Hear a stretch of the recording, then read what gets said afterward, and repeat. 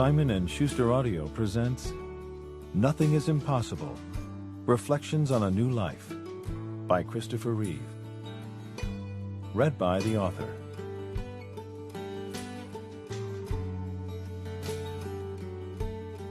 The first decision. As the old saying goes, you better know what you want because you might get it, and you've got to accept it. Whether you succeed or whether you encounter adversity, you always have to believe in your worth as a person. That's what counts. Those were remarks I made in a speech in Portland, Oregon, February 6, 2001. When I made those comments in 2001, it was no longer difficult for me to say to anyone that you have to believe in your worth as a person.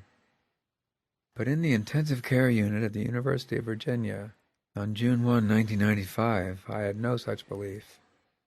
Far from it. On that day, I regained consciousness to find myself lying in traction, a heavy metal ball suspended behind my head, attached to a metal frame secured by screws in each temple. I learned that as a result of a fall during an equestrian competition, I had broken my neck just centimeters below the brainstem, and that my chances of surviving the surgery to reattach my head to my spinal column were 50-50 at best. Even if the operation was successful, I would still remain paralyzed from the shoulders down and unable to breathe on my own. I heard the whooshing sound of a ventilator as it pumped oxygen into my lungs through a long tube inserted into a hole in my neck. I've lived with that sound for many years. The moment I understood the gravity of my situation, my immediate reaction was that such a life was unacceptable, even though I knew absolutely nothing about living as a vent-dependent quadriplegic. I realized that there was no cure for spinal cord injuries like mine, and that I would forever be dependent on others for the basic necessities of daily existence.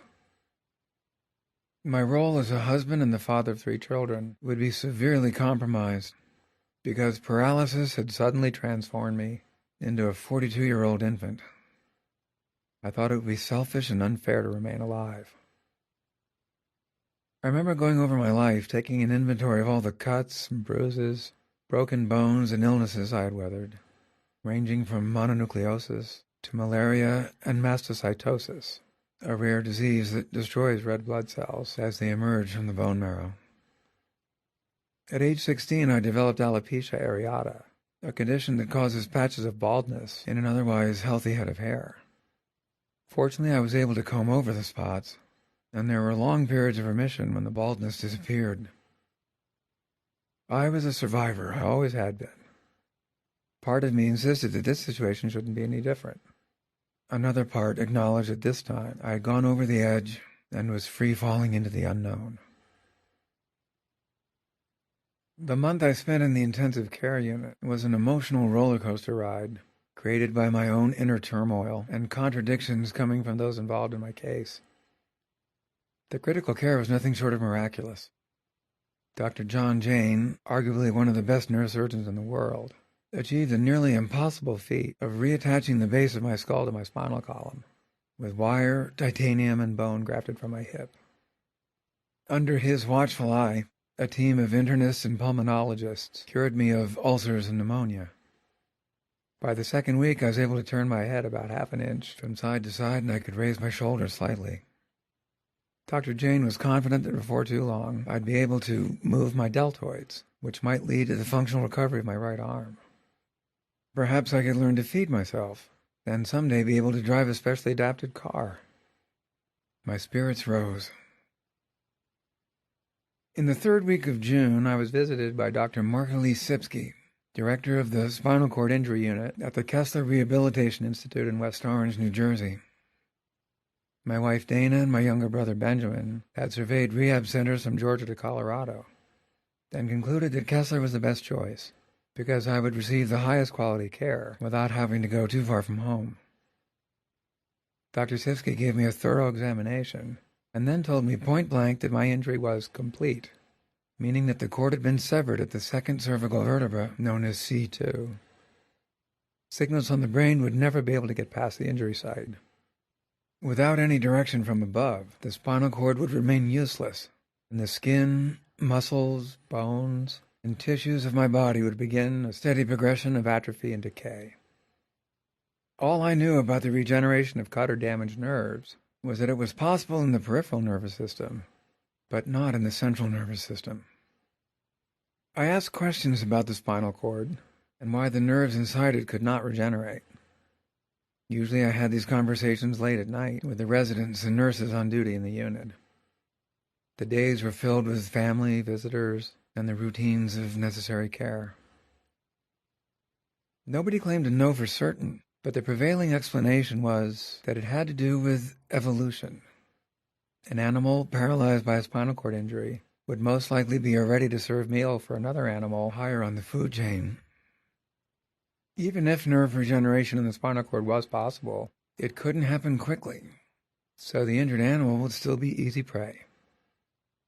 Without medical intervention, the victim of a spinal cord injury, animal or human, usually dies within hours or days, depending on the severity of the case.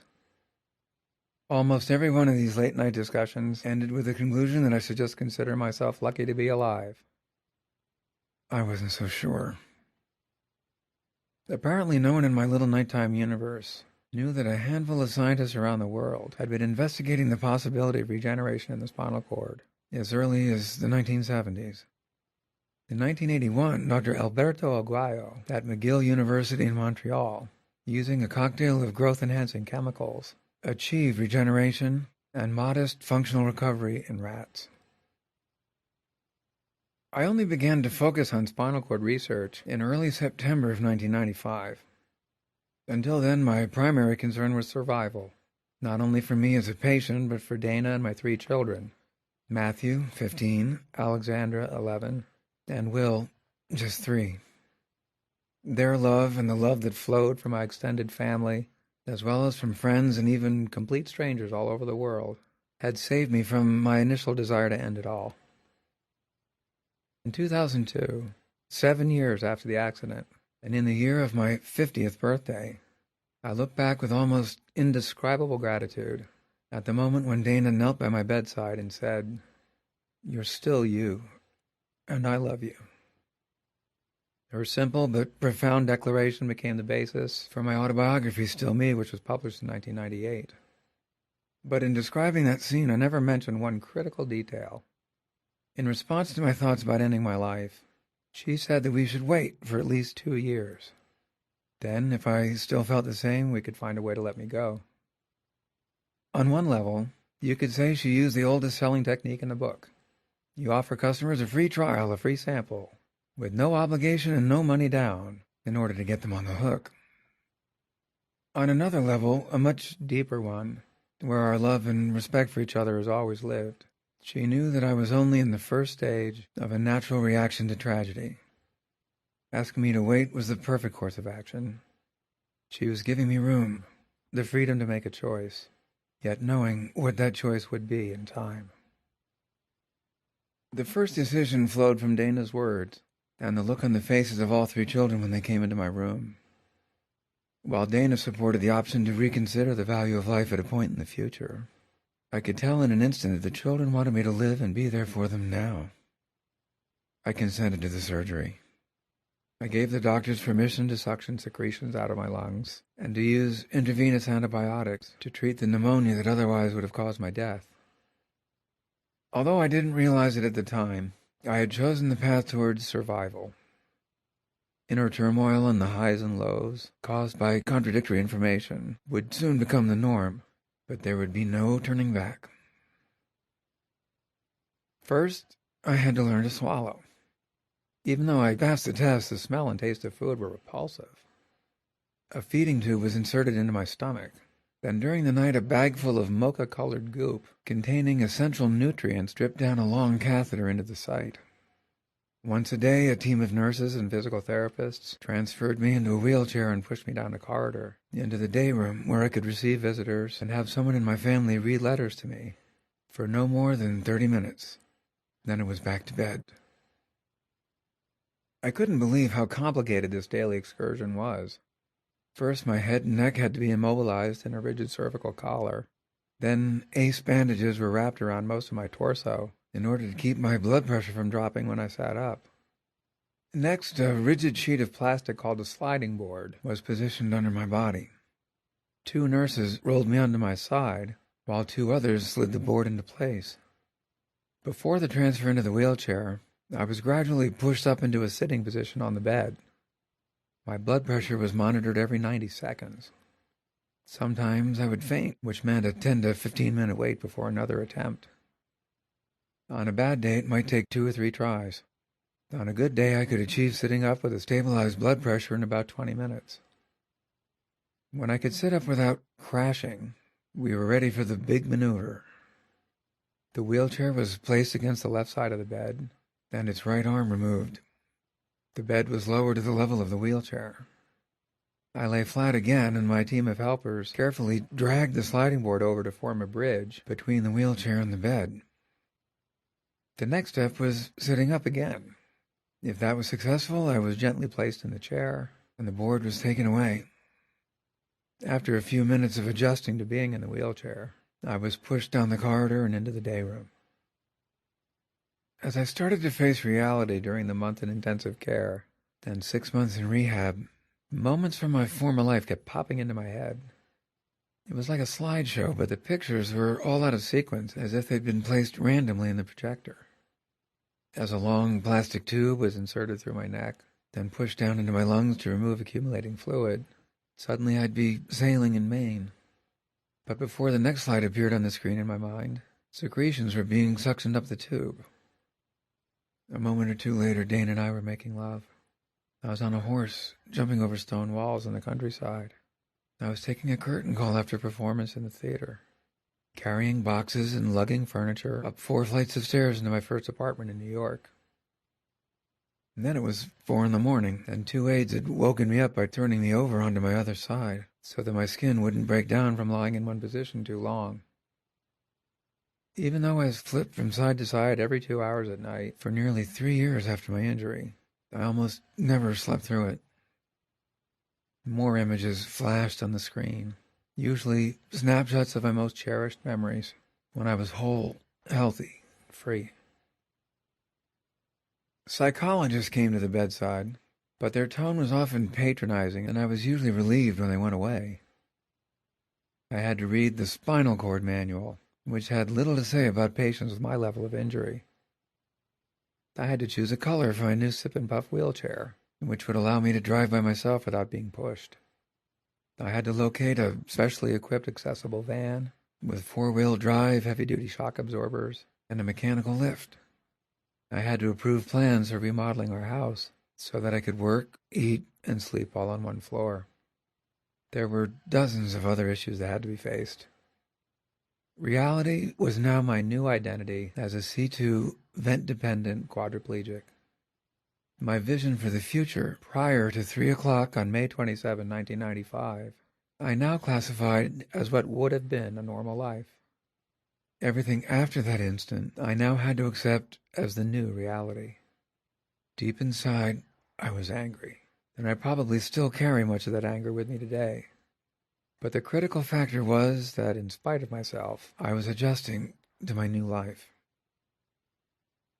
Dana's intuition about what my state of mind would be 2 years after the accident proved to be absolutely right. I was glad to be alive, not out of obligation to others, but because life was worth living. By May 27, 1997, we were settled in our bedroom in the new wing of our home north of New York City, having camped out in the dining room for more than 6 months. In the Gloaming, a film I directed for HBO, had premiered in late April and been warmly received by the critics and the public. I'd become the spokesman for Health Extras, a company based in Maryland that offers low-cost supplemental insurance to cover non-medical expenses in the event of a catastrophic illness or disability. The American Paralysis Association, founded by Henry Stifel Sr. in 1982, after his son Henry suffered a spinal cord injury at age 17, had now become the Christopher Reeve Paralysis Foundation.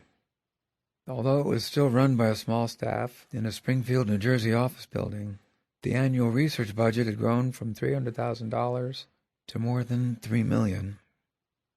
I was healthy enough to accept speaking engagements around the country, even though the travel required private planes, 3 nurses, 2 aides, and a coordinator of logistics and accessibility. Today I'm probably busier than I was before the accident. I have to juggle physical therapy, my responsibilities at the foundation, and as vice chairman of the National Organization on Disability, along with writing, producing, directing, family, friends, travel, and much more. When people ask if I'm disturbed by the fact that others pity me, I have to admit that the problem actually is that everyone seems to assume I can do almost anything. On a Thursday in late April 2002, Dan and I received an invitation from the King of Spain to fly to Barcelona for the weekend. The offer was to attend a Formula One race with the royal family that Saturday afternoon, followed by a small private dinner and an appearance at a party around midnight. On Sunday, we were to have lunch at a nearby seaside resort before returning to New York that evening on the King's private jet. Needless to say, we would have been there in a heartbeat, except for a few details. When our logistics coordinator, Diana DeRosa, contacted all the King's men, or at least those involved in planning the weekend, she gave them the dimensions of my wheelchair and soon discovered that there was room for me at the racetrack, but not at the party. Apparently our attendance at that occasion was very important to the King, but no entrance to the venue was at least 31 inches wide. Diana never got around to listing some of the other requirements for the trip: a hospital bed with an inflatable mattress, supplemental oxygen, voltage converters for the ventilator, and the battery charger for the wheelchair, accommodations for an entourage of at least 7 or 8 people, and contingency plans with a first-rate hospital in case of an emergency.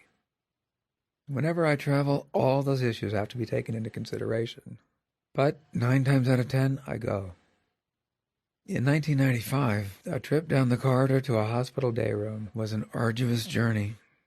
In 2002, a weekend trip to Spain was only a question of relatively minor logistics. Unfortunately, the invitation was politely withdrawn. On May 3, 2002, Dane and I hosted the ribbon-cutting ceremony for the CRPS's new Paralysis Resource Center near our main office in Springfield. Funded by the government through the Centers for Disease Control in Atlanta, it is the source of information for anyone newly paralyzed or living with paralysis for any reason. Simply by going to paralysis.org on the internet, patients and their caregivers can access our website and find referrals to accessibility, assisted living, transportation, job opportunities, recreation, and much more. Sometimes it seems that Dane and I were looking for answers to many of those questions just the other day. Suddenly, 7 years have gone by, and we're in a position to give advice. What I say to others depends on their condition. I tell people who have been injured recently and are still contemplating suicide that life is worth living. Many respond well to the fact that there are no absolutes. I try to lift their spirits by making light of some research. Scientists reverse their findings all the time. First they say that coffee's okay, and then they say it's not. They go back and forth about the benefits of red wine, butter versus margarine, how long a mother should breastfeed, and how many times a week, if any, you should eat eggs. What about all the people who are up and around long after a doctor told them they only had 6 months to live or would never walk again? Some people live with paralysis but don't take care of their health. I suggest that they eat properly and try to find a way to exercise. It might help with recovery. At the very least, it'll mean fewer visits to the hospital. Occasionally I hear from people with spinal cord injuries who have been sitting in a wheelchair for as much as 21 years. Some tell me that there's no point in searching for a cure. Others even say they're happy with life the way it is. They don't want to be cured. It's difficult for me to understand their point of view, but I completely respect those individuals as long as they don't try to interfere with progress. Less than a generation ago, it would have been almost irrelevant to ask a patient with Parkinson's, Alzheimer's, diabetes, muscular dystrophy, ALS, or a spinal cord injury not to stand in the way of progress simply because there wasn't much. Today, all that's changed. Since the time of my injury, scientists all over the world have been steadily moving forward, although they are not progressing as rapidly as many patients would like. But at least they've been saying publicly, and most of us believe privately, that it is no longer appropriate or necessary to use the word impossible. Humor. When I was in the 12th grade at Princeton Day School in 1970, I witnessed the following exchange between my English teacher, George Packard, and a fellow student. Teacher: why weren't you in class yesterday? Student: well, sir, I wasn't feeling very well. Teacher: the only excuse for non-attendance is quadruple amputation. But even then, they can still bring you to class in a basket. When things are really bad, you have to laugh. We use humor to relieve tension and cope with many things in life that are whimsical and even absurd. Humor can camouflage jealousy, prejudice, and intolerance. It can bring people together by common reference, which is one of the reasons I enjoyed being an actor. My injury gave me first-hand knowledge that humor is also one of the best ways, if not the best way, to channel anger. Visitors to my bedside at UVA later remarked that I appeared calm and even surprisingly peaceful so soon after a major catastrophe. Inside, though, I was angry down to my very core. I remember trying my hardest to seem relaxed, for the sake of certain family members, particularly Will. He understood that I'd broken my neck and couldn't move, but he didn't know much about the future. Dane and I wanted more than anything to keep him from becoming traumatized by the situation. While I drifted in and out of consciousness, she played with him in the day room and was able to make him understand that I was the same dad, but different.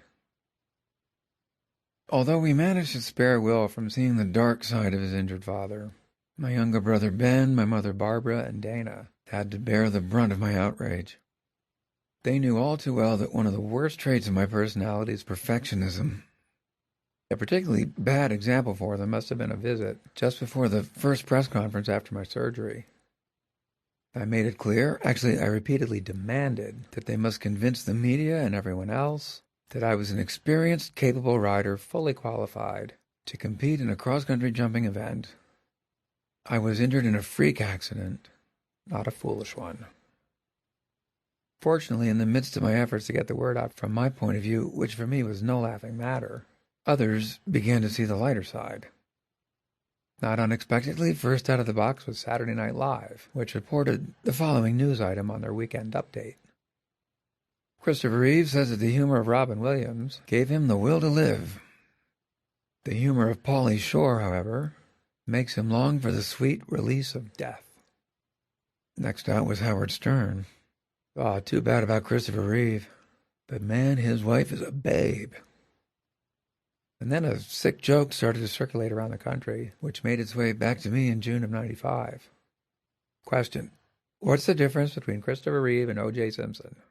Answer: O.J. walks.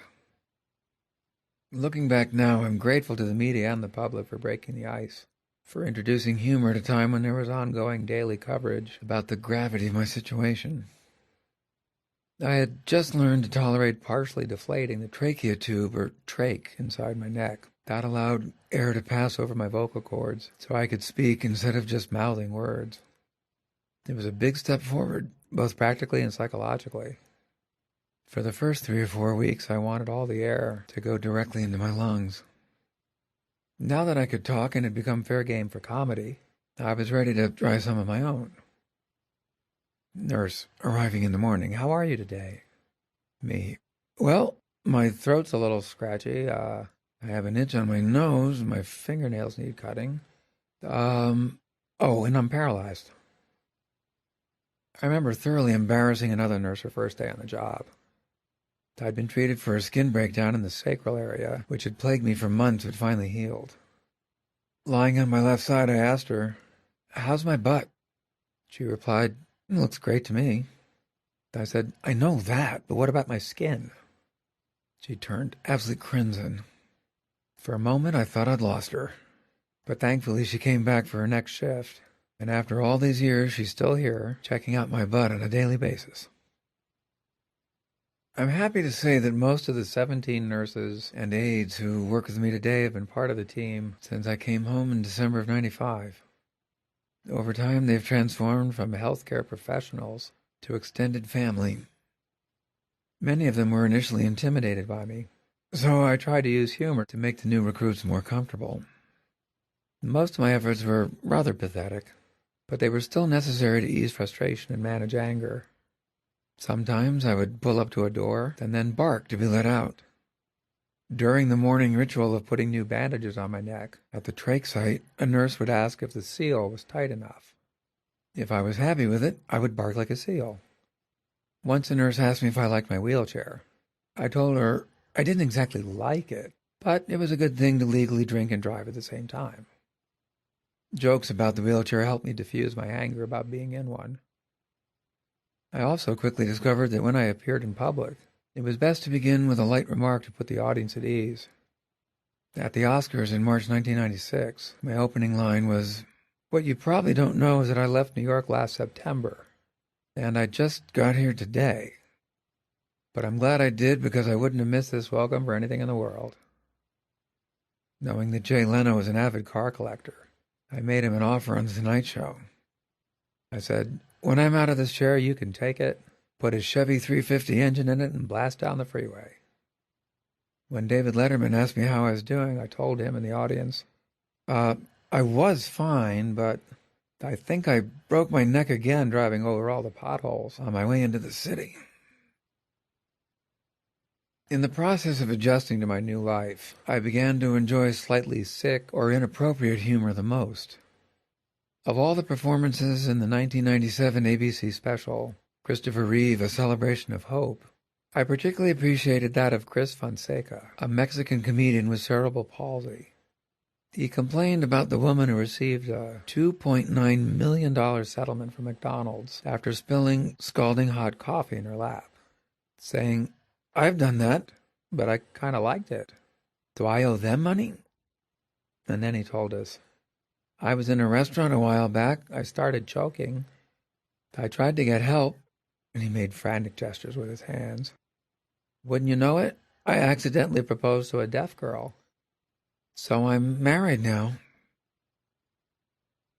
When I was in rehab, my friend Treat Williams came to visit and found me in the day room.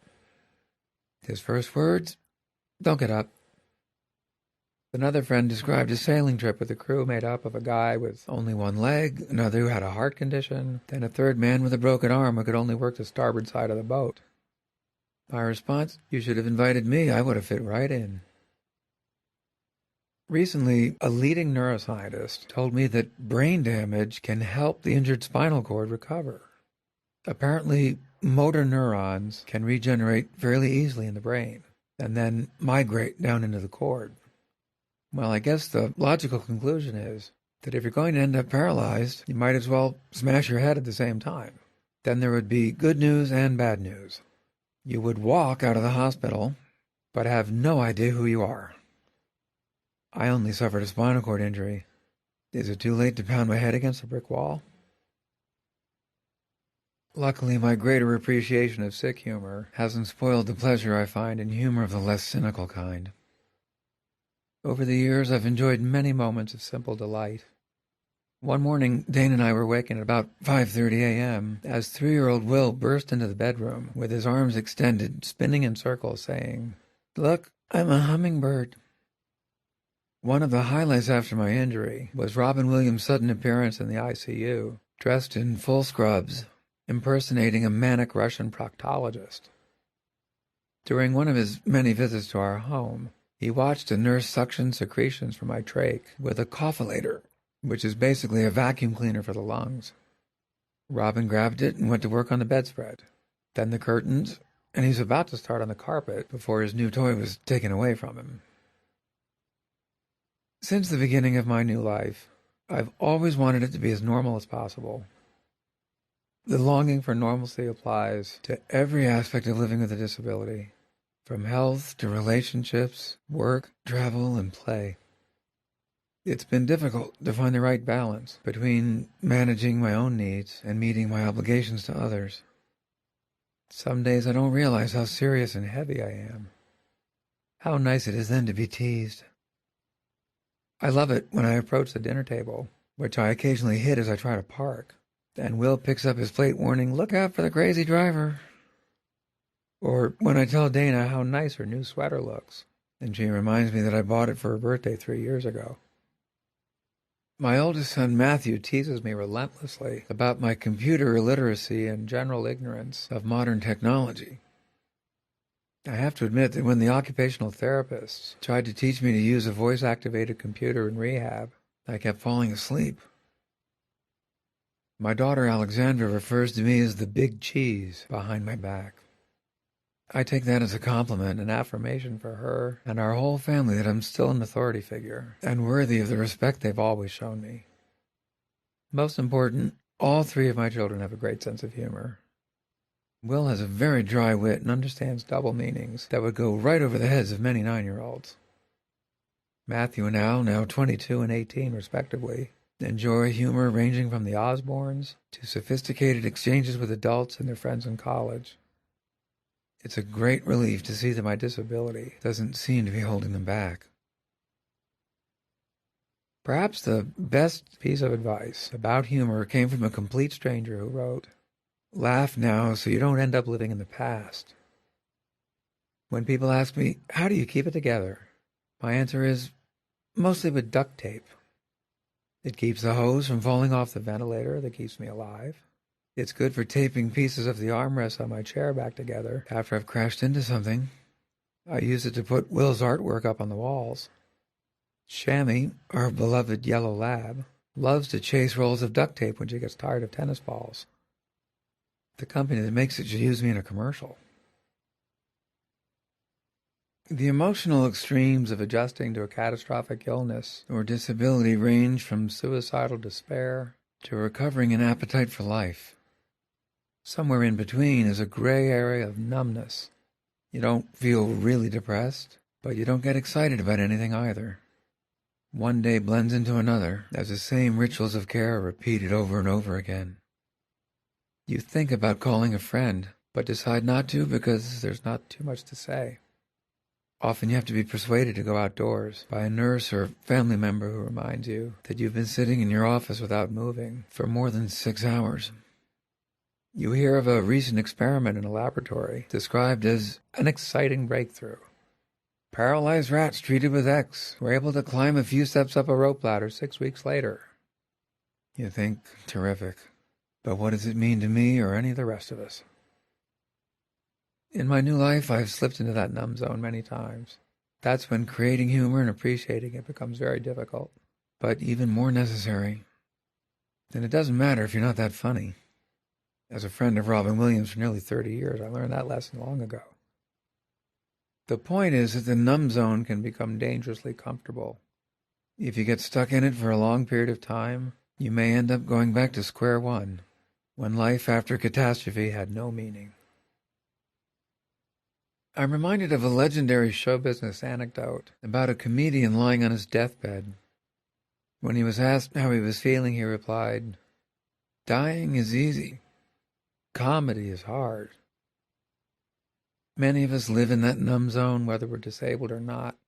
In fact, many people who are suffering from some condition look at others who are not ill but seem to be unhappy and wonder what gives them the right to complain. But everything's relative. No one gets to corner the market on misery. But I agree with the dying comedian. Sometimes humor is hard, but it's worth it. Mind-body. When I was injured, I thought it must be my fault, that I was being punished for some unknown reason. That's a natural reaction. But part of what helped me to turn around fairly quickly was the core of discipline I developed over the years. It helped me to see this as a new chapter in my life, rather than the end of it. Those were remarks I made at the Kennedy Center in December of 1996. There is great treasure there behind our skull, and this is true about all of us. This little treasure has great, great powers, and I would say we've only learned a very, very small part of what it can do. Isaac Bashevis Singer. Before my injury, I believed that our overall health is affected by our state of mind, but I was highly skeptical of those claiming to be healers. The damage to my spinal cord and all the ensuing complications has led to a reconsideration of those beliefs. I've had pneumonia, blood clots, broken bones, reactions to drugs, which have all required medical care ranging from pills to intravenous antibiotics to hospitalization. I've also been approached by many well-meaning individuals who have professed the ability to heal me non-invasively, using only their special powers. An emergency such as a blood clot or a collapsed lung has always led me immediately to the ER. Long-term issues of gaining strength and recovery of function have made me wonder if there are indeed genuine healers who can, as they claim, effect change simply by touch. Most have been easy to dismiss because their claims of past success seemed dubious at best, and their proposals for treating me sounded very far-fetched. But twice I let my guard down and allowed myself to be examined and treated.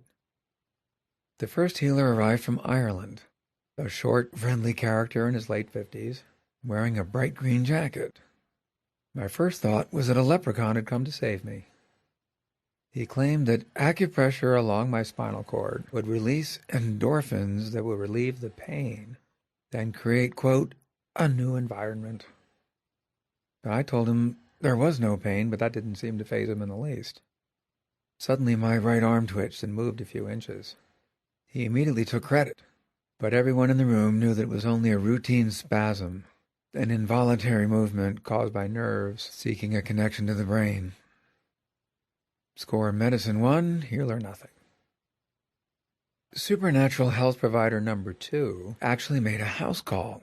Try getting a regular doctor to do that. He'd been recommended by an acquaintance who told me that he'd successfully cured people of ulcers and cancer, as well as one spinal cord injury. Will answered the doorbell, and down the hall came a banker or a stockbroker in his mid-30s, dressed in conventional business attire.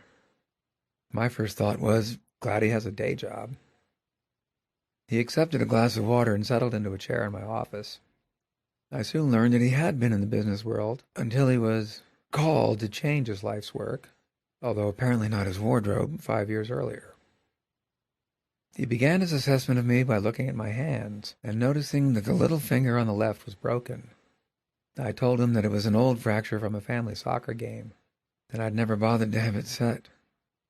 He announced that we should do first things first, and that he would heal the finger right away. I sat silently for over an hour with my eyes closed, because I didn't want to disrupt his concentration. He massaged the finger, kneaded it, moved it in all directions. I kept trying to start a conversation. How did I like living out in the country? Any new film projects?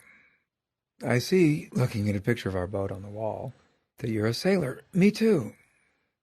I kept my answers short, instinctively not wanting to give him too much information. At last he announced that he was done. I looked down and saw that, indeed, the little finger was lying flat on the armrest of my chair, instead of in its usual contracted position.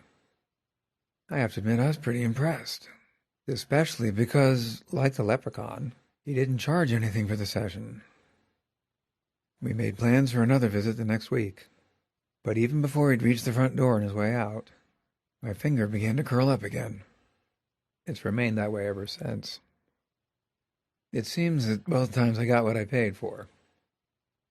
Score, medicine 2, healer 0. In the quest for a cure from disease or relief from psychological and emotional distress, you could put pure medicine at one end of the spectrum and supernatural interventions at the other. I've always been fascinated by the possibility that the treatment for disease and the cause of disease lie somewhere in the middle. I share the widely held belief that there's a relationship between the mind and the body that can both create a physical condition and enable us to recover from it. As a teenager, I suffered from occasional asthma and a variety of allergies. For some reason, the worst attacks came on when I went to visit my father. Was that because of mold spores or mildew or the tall grass around his 19th century farmhouse? A few of my friends near my home in New Jersey lived in similar houses, but I never had a reaction when I visited them. The only logical explanation had to be that I was extremely anxious to please my father.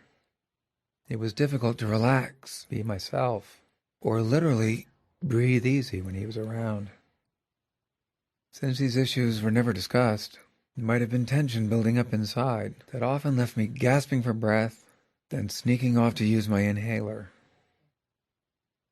Perhaps the level of stress in the mind determines the severity of its manifestation in the body. There's overwhelming evidence that stress can be linked to hypertension, ulcers, and a compromised immune system. Many researchers agree that some forms of cancer are caused or made worse by repressed anger.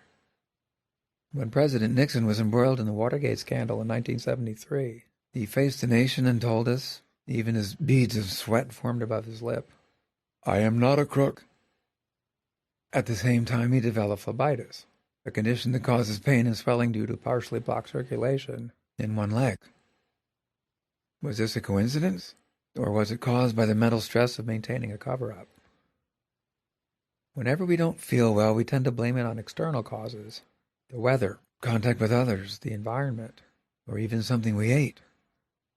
These may well be contributing factors, but we should acknowledge that the source of many ailments is within ourselves.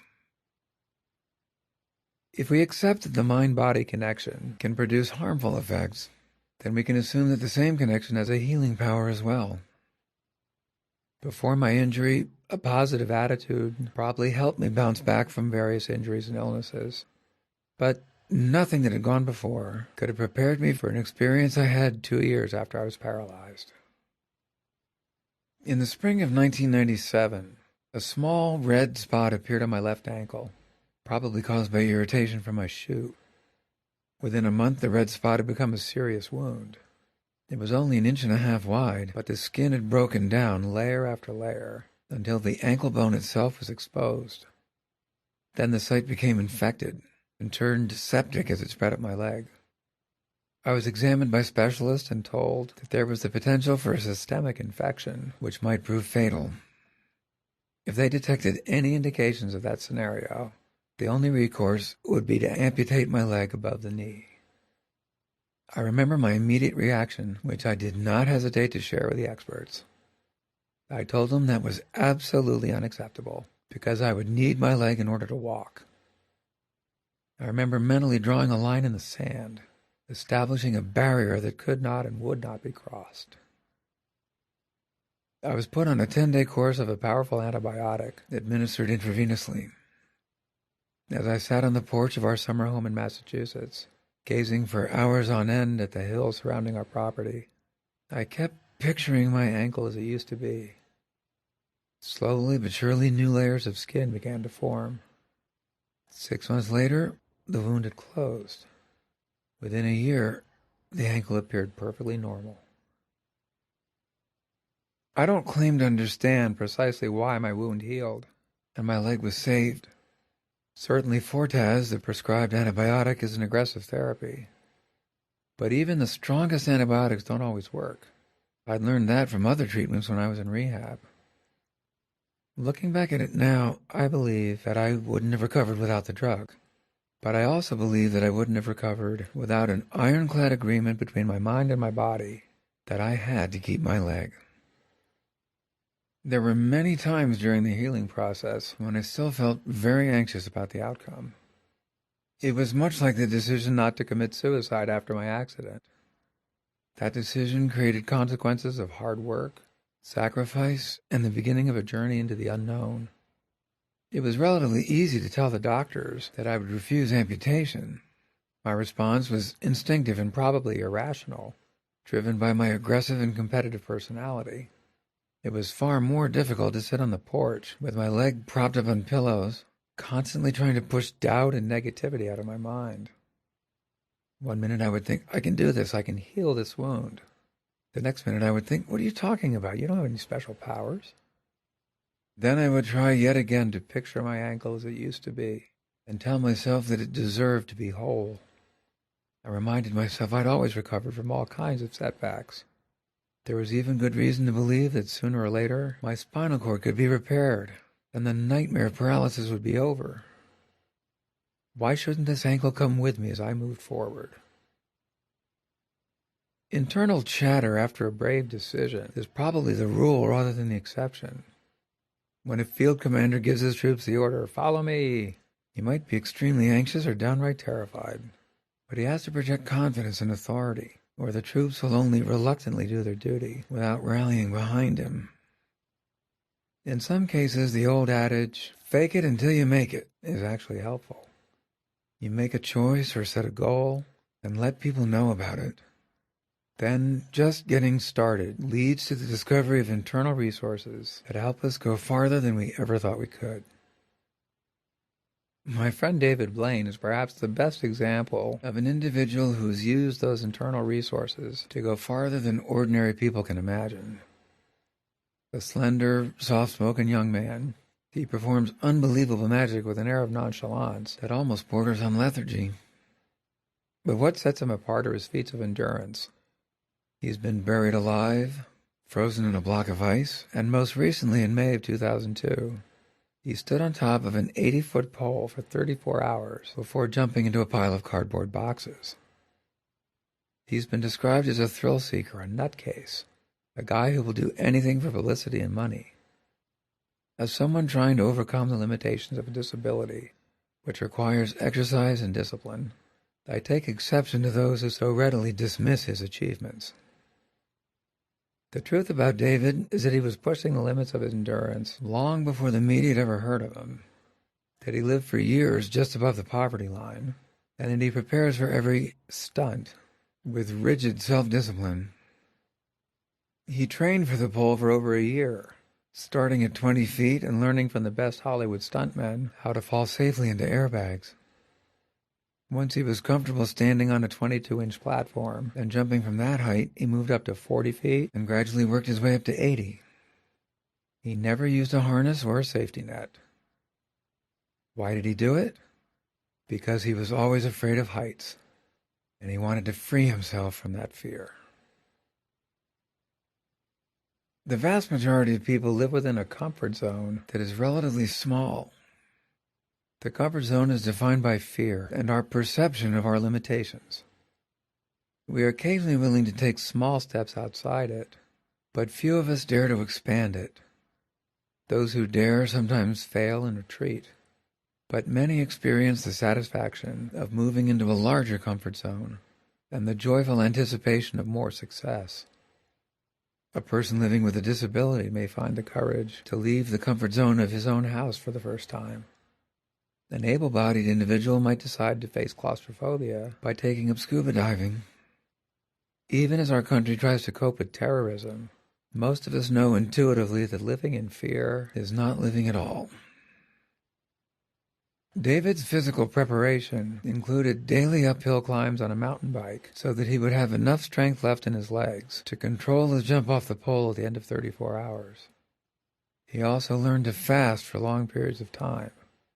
In fact, he didn't eat anything during the entire performance. The most extraordinary use of his own resources was the power of his mind. He used his mind to overcome his fear of heights and to summon the willpower to go without food. His mind kept his body from failing. When he did jump, he imagined that he was falling into air mattresses, which he had done almost exclusively in practice. The result was a perfect landing. The victory over the ankle in 1997 was a landmark for me. Since then, I've been much less concerned about what else could go wrong with my body. I've also found the self-discipline to exercise when I don't feel like it, which is extremely important because overall health and any hope of recovery can't be achieved without it. I've learned to stick to a conscientious diet. Keeping my weight under control makes muscular and cardiovascular conditioning much easier. Since '97, my skin has stayed intact. As a result, I have the freedom to sit in my chair for as many as 14 to 15 hours. In the old days, I was usually limited to 5 or 6. I've been able to avoid many urinary tract infections and to keep the bases of my lungs functioning almost normally.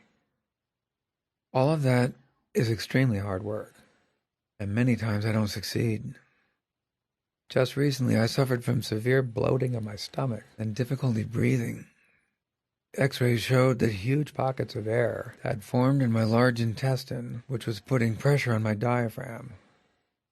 The remedy didn't come from the mind-body connection.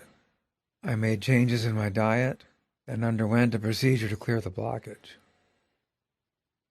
Perhaps I'm still in the early stages of learning to control manifestations in my body with the power of my mind. At this point, it seems that I'm able to respond to emergencies, such as the threatened amputation of a limb. I get the sense that in time I'll discover the ability to do more. But now I'm confident that when something does come up, when germs invade and systems fail, as they inevitably do, my mind and body, with the assistance of medicine, will keep me healthy and prepared for the future. Parenting. As parents, we all have different ideas of what success means for our children. I think the most important aspect of success has to do with finding a real passion for something in life. It means a responsibility to live up to one's potential. That has to be discovered. It can't be forced upon a youngster growing up. And we cannot expect children to be replicas of us. From the minute they emerge from the womb, they are already themselves. That must be honored. And they must be given the tools and opportunities to go as far as they possibly can on their own. Those were remarks I made at a keynote address I gave at Brown University Parents Weekend, October 2001. When I was born in September 1952, my father, Franklin, was only 24. Although our relationship was always complex and became increasingly complicated as I moved into adulthood. As a youngster, I delighted in the fact that he was young too. Because he was a college professor, first at Columbia, then at Wesleyan and Yale, his vacations generally coincided with ours. My brother Ben and I, my half-brothers Brock and Mark, and my half-sister Allison all cherished his attention and the activities we shared with him when we were very young. During the Christmas holidays, he taught us to ski. He and my stepmother Helen bought a tiny cottage in Ludlow, Vermont, close to several ski areas. All 5 children were on the slopes by age 3, then skiing on our own by 4 or 5. Once we were on top of the mountain, we waited together as my father stationed himself 100 yards below. When he was ready, we skied down to him one at a time until we were all assembled for his review. Then he would go another 100 yards down the slope, and we would repeat the process until we reached the bottom. He had a special talent for communicating with each child based on age and skill. I was the oldest, and Mark was the youngest, a difference of nearly 10 years, with the others spaced fairly evenly in between. For all of us, a word of praise could make our day. On the other hand, because he thought the lift tickets, about $10, were outrageously expensive, we had to be the first ones on the mountain and the last to leave, which could make for a miserable day. Once the tickets were bought, we skied, weather and snow conditions notwithstanding, with a 30-minute break for the bathroom and lunch. I don't recall any of us ever complaining about the cold or asking to go in early for a cup of hot chocolate. But we all became expert skiers. Allison qualified to be an instructor when she was only 15. Today, in our 40s, we're still avid skiers, except me, and have passed our enthusiasm on to our children. In the springs and summers of our childhood, Pa taught us to swim, sail, play tennis, and paddle a canoe properly. At around 9, we all learned to execute a proper J-stroke, which enables one person to keep the canoe going forward in a straight line. Some of these skills were acquired at my grandmother's lakeshore house in the Pocono Mountains of Pennsylvania, others on the Connecticut River and Long Island Sound. As we grew older, we developed special interests, in addition to learning the basics. Somehow, Pa found time to work and play with each of us individually.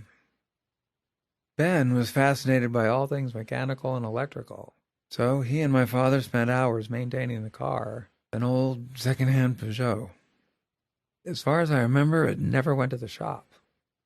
They repaired faulty wiring, adjusted the brakes, replaced worn shock absorbers, and gave it routine tune-ups as needed. Mark liked baseball and beachcombing. He and Pa used to sneak up into the attic, where the old black-and-white rabbit-eared television lived in exile, to watch the Yankees. The TV was not allowed in the living room as a precaution against bad habits. Down in the basement, the two of them created a museum where the most interesting rocks and seashells collected on cruises from Connecticut to Maine were on display. Allison, always called Alia, and Brock were very musical. Both played the piano, and Alia played the flute as well. Pa played the recorder. Visitors who dropped by in the late afternoon or after dinner were often drawn into the house by the sound of them playing together. Brock and Alia both took riding lessons when they were still quite young. Alia eventually lost interest, but Brock carried on and still rides today. Although he wasn't a rider himself, my father used to drive them to the stables, where he watched with a critical eye at ringside as they worked with their instructor. When Alia dropped out and Brock progressed into show jumping, riding became a unique part of his relationship with our father. My special interest was the theater.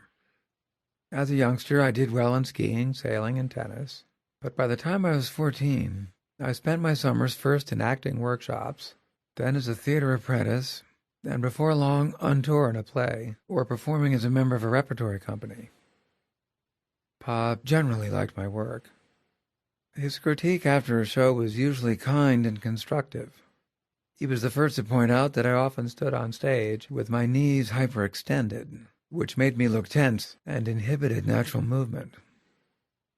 After a performance of The Complacent Lover, an obscure English drawing room comedy in which I attempted to play an upper-class gentleman in his 40s, I was 17 at the time, he approved of my accent, but pointed out that I obviously had no idea how to smoke a cigarette, which would be second nature for my character. However, my comic timing received high marks. No one in our family had ever been an actor, which made me feel truly unique. Pa particularly enjoyed productions in theaters not too far from the water, so we could get there on Pandion, our 26-foot Pearson sloop. That worked out pretty well.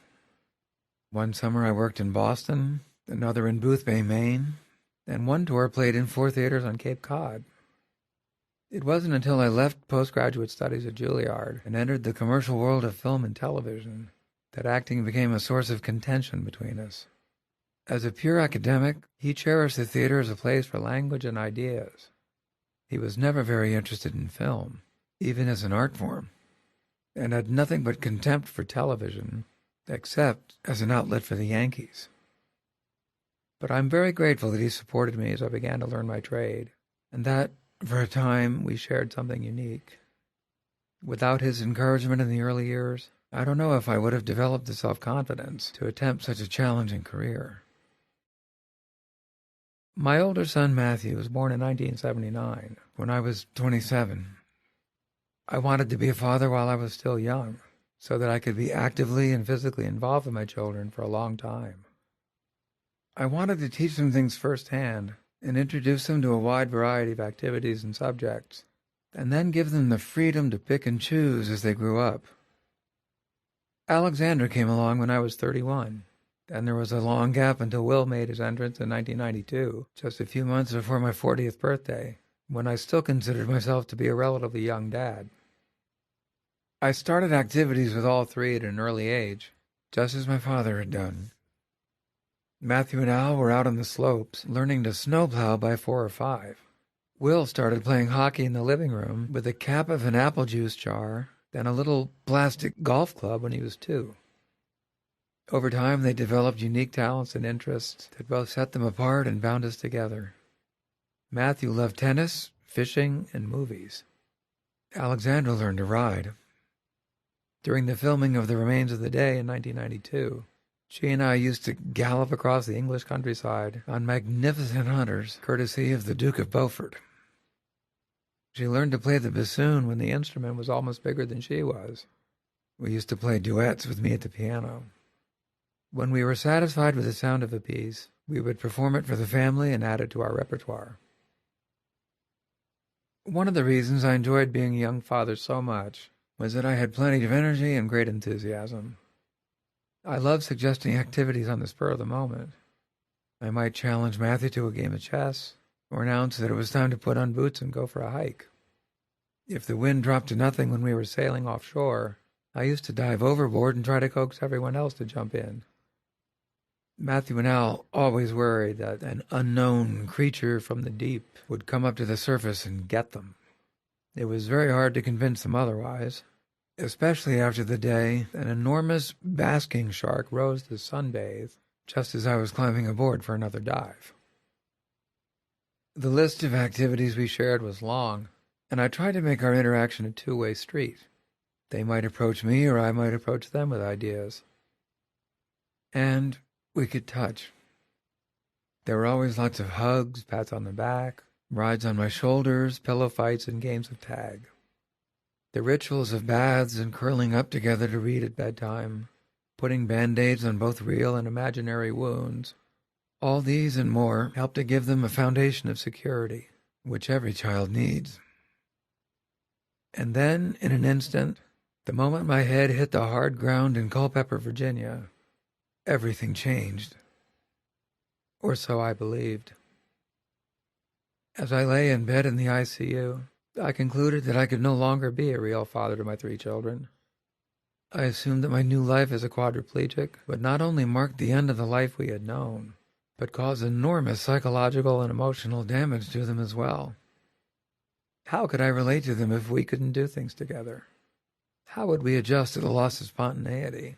What kind of a father would I be if I literally couldn't reach out to them? If I was always going back to the hospital?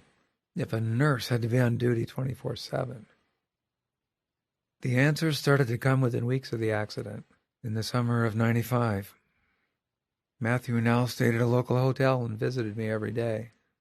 Will came with Dana, or our nanny, almost every day as well. I kept telling them that I was okay, and that they should go enjoy the summer instead of hanging around a depressing rehab center. But they wanted to be with me. Even if they could only see me 2 or 3 hours each visit, they wanted to be nearby. We spent most of the time talking. I quickly realized that we'd never really done that before. When Matthew and Al flew over from England to be with Dana and me for at least a part of every vacation, I usually picked them up at the airport in Boston. Then it was a 3-hour drive across Massachusetts to our home in the Berkshires. I remember listening to the radio together on one of those trips when they were about 9 and 5. We tuned into a variety of stations that played classical music, rock and roll, contemporary top 40, and oldies. I asked them to identify the meter. Was the piece in 1-2, 3-4, 4-4, 6-8, or something else? How would they describe the tempo of the classical pieces? Adagio, andante, allegro, or something else? In the rock and roll and contemporary pop selections, could they distinguish between the main melody and the bridge, also known as the middle 8?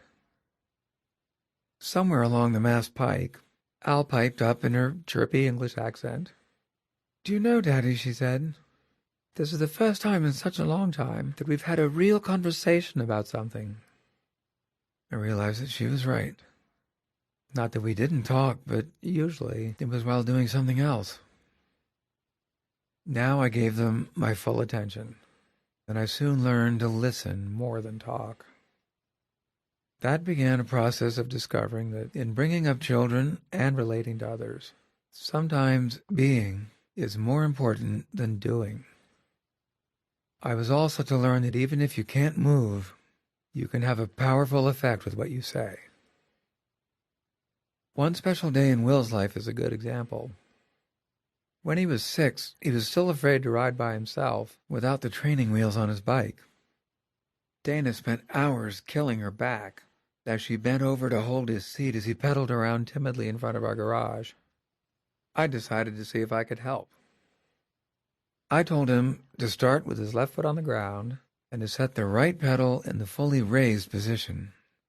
I told him to grab the handlebars, push hard on the right pedal, then put his left foot on the other pedal and keep going, being careful not to oversteer. I said if he kept his hands steady, the bike wouldn't wobble so much. He listened carefully and got into the ready position. Then he froze, afraid to make that first push. I told him to take his time, but added that I was prepared to sit in the driveway all afternoon until he did it. I reminded him that I would never ask him to do anything too scary or too difficult. He didn't complain. He just sat there for quite a long time, assessing the situation. Then I announced that on the count of 3, he should start. I made it a long count, but after 3 I said, "Go." And he did it.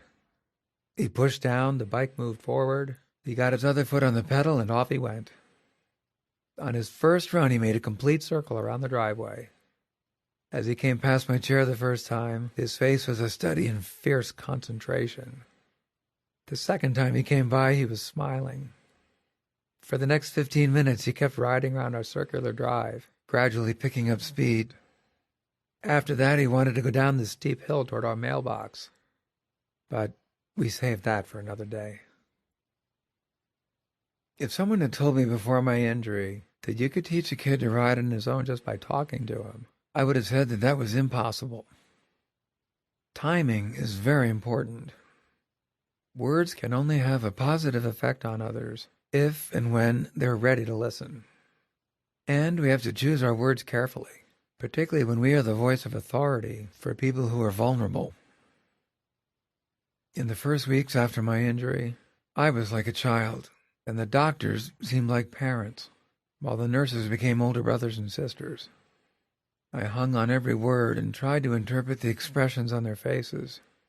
Everything they said and did had an enormous impact on me. I remembered all of it. Sometimes I replayed scenes over and over in my head.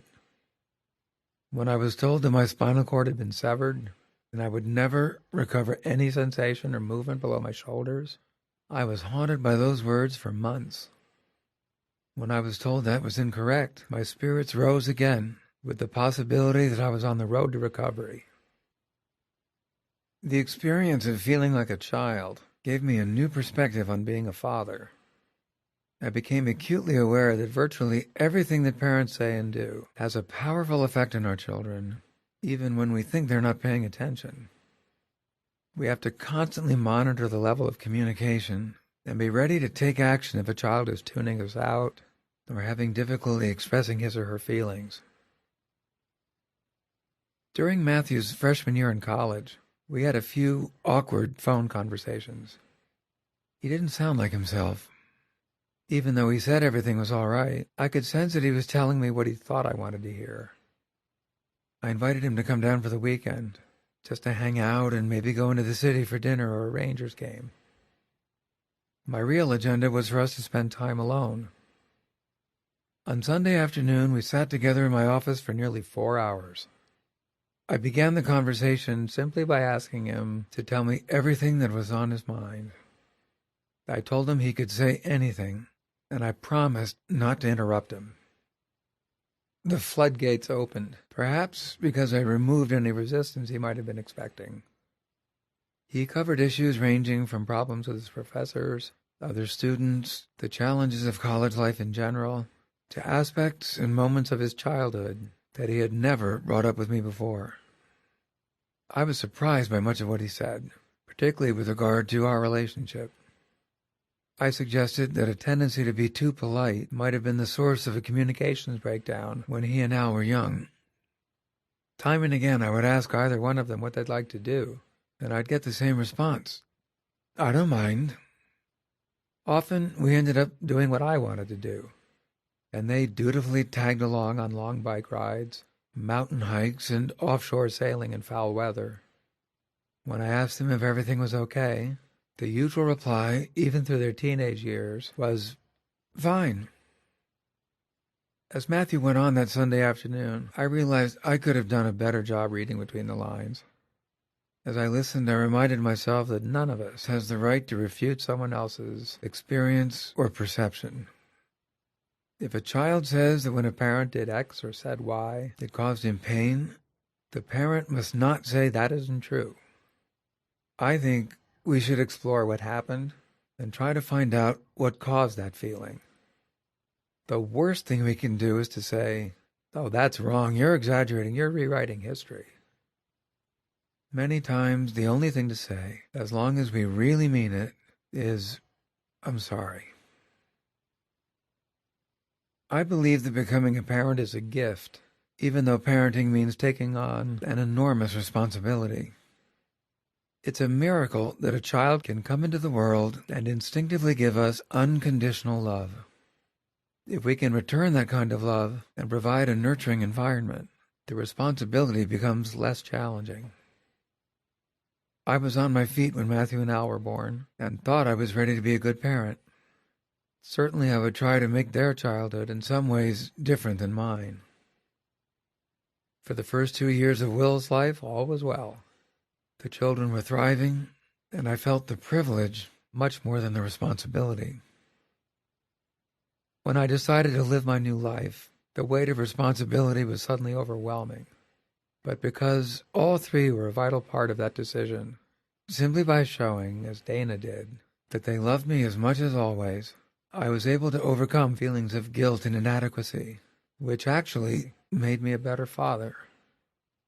I'm very grateful for that, although I wish I could have learned the lesson another way. Religion. When I do good, I feel good. When I do bad, I feel bad. And that's my religion. Abraham Lincoln, 1860. During the last few years, countless numbers of people have remarked, "Your faith must be a great help as you cope with your ordeal." Then they ask, "What's your religion?" That used to put me in an awkward position because I could tell they wanted to hear that I'm a deeply religious person. The truth is that I only found a religion very recently that I can reconcile with a lifelong quest for the meaning of spirituality. Religious studies were integrated into the core curriculum when I was in the 8th grade at Princeton, New Jersey day school. Religion was also mandatory in 9th grade, and after that it was optional. The 2-year course was an introduction to the world's religions, and the history of those religions most closely associated with contemporary American culture. I enjoyed learning some of the basic precepts of Eastern religions, such as Taoism, Shintoism, and Buddhism. I liked the idea that all living things are sacred, and that there are gods in trees, flowers, the earth, water, and sky. But I found many of the teachings and much of the history of Western religions quite disturbing. In my early teens, I sang in the choir of the Presbyterian Church and was intimidated by frightening images projected by some of the hymns. God the Father Almighty, onward Christian soldiers marching as to war, the fateful lightning of his terrible swift sword. It seemed to me that this God probably loves us, his children, but uses scare tactics to keep us in line. If we are virtuous and righteous in his eyes, we are safe. He will protect us and deliver us from evil.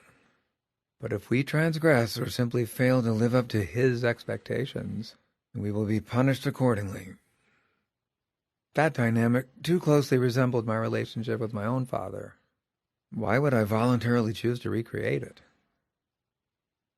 Occasionally I attended Sunday school before the main service in an attempt to broaden my perspective and to please my stepfather, Tristram Johnson, a lifelong member of the church.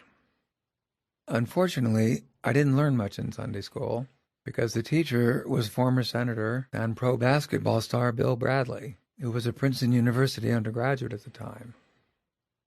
My friends and I often went to Mr. Bradley's home games on Saturdays, and then managed to steer the conversation away from the Bible to basketball on Sunday mornings.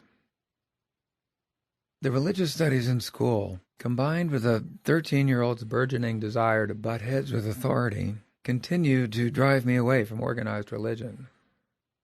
Our class learned about intolerance, oppression, persecution, and the accumulation of vast wealth by the church hierarchy at the expense of the impoverished and uneducated faithful. We learned that religion started wars, that the great crusades of the Middle Ages were actually imperialist conquests justified in the name of Christ. We read about 16th century explorers and missionaries to the New World who believed it was their duty to claim as much land as possible for their countries and to convert the savages to their faith. In biology class, we learned about birth control and family planning. When we discussed contemporary Catholicism in religious studies, many of us struggled to understand it. We bombarded the teacher with questions. How can priests be marriage counselors if they've never been married? Since poor Catholics in developing countries are forbidden to use birth control, is that why they have so many large families living in terrible conditions? Aren't overpopulation and world hunger going to be huge problems when we grow up? In addition to the influences of church and school during my formative years, my father's atheism was an important factor. Not only did I grow up without a foundation in religion, but I lacked any sense of spirituality as well. I was preoccupied by the here and now, running on ambition and self-reliance. As I moved on to college and then to New York in pursuit of an acting career, I wasn't looking for answers to the big questions of why are we here, do we have a purpose, is there a right way to live?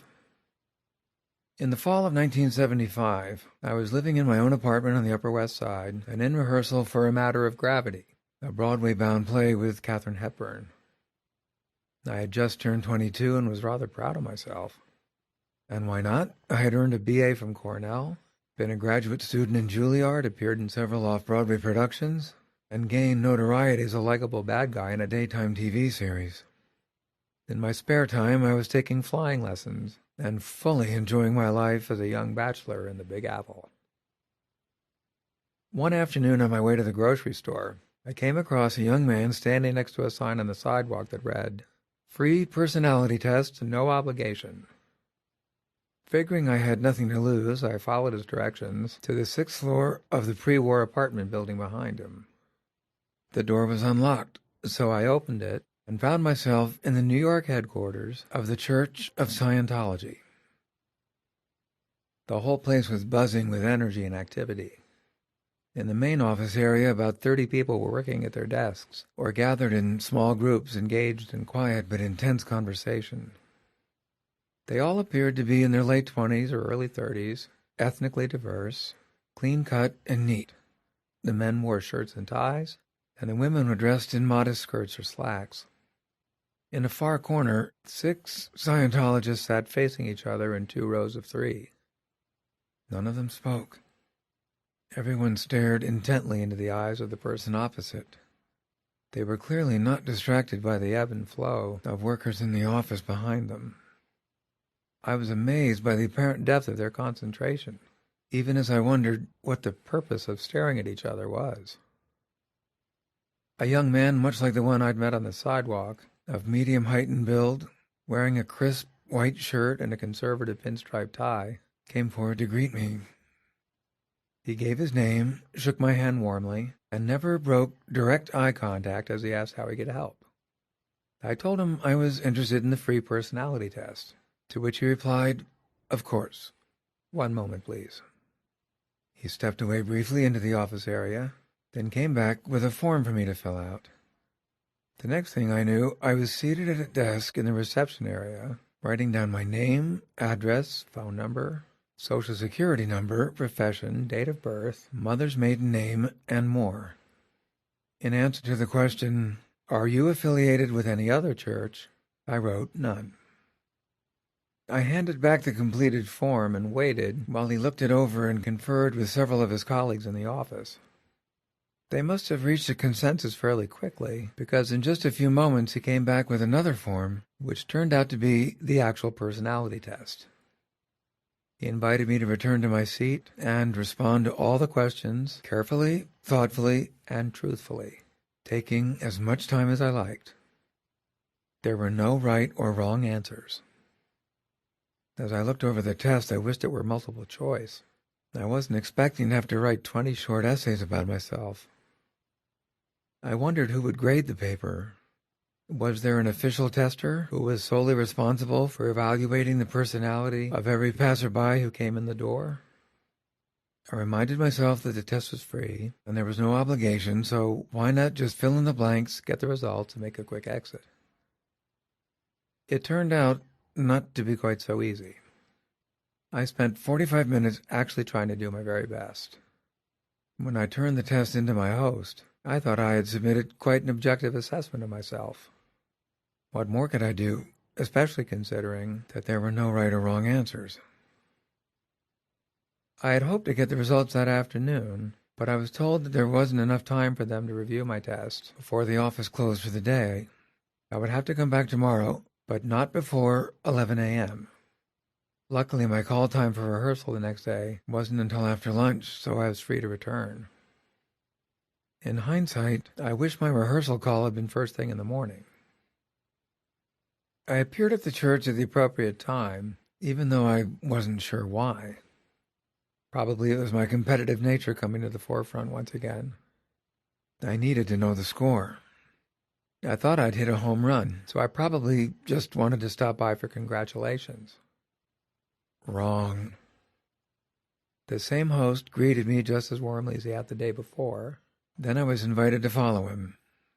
He led me down a hall and into a plush, well-appointed private office. This was obviously the inner sanctum of the headquarters, suitable for the president or CEO of a major corporation. Before I had much time to take in my surroundings, in came three apparently heavy hitters of the organization. They shook my hand in turn and introduced themselves with the warmth and direct eye contact that I was now beginning to recognize as a trademark of Scientology. We settled into comfortable chairs, and then one of the senior officials, in a perfectly cheerful tone of voice, gave me the bad news. There was no score, no grade, no quantitative measurement, just their assessment. I was obviously deeply depressed, suffering from low self-esteem, and carrying heavy baggage around with me, not only from emotional damage in this incarnation, but from previous lives as well. His strong recommendation, echoed by his associates and my host as well, was that I should begin training immediately. I've always been very vulnerable to criticism, so what was said at that meeting had a strong effect. Maybe my life was all an illusion, and I had no true knowledge about myself, or anything else for that matter. I agreed to come back before rehearsal the next day, and to begin studying Scientology with an open mind. The basic principles of the religion, described in the works of its founder L. Ron Hubbard, struck me as logical and highly motivating.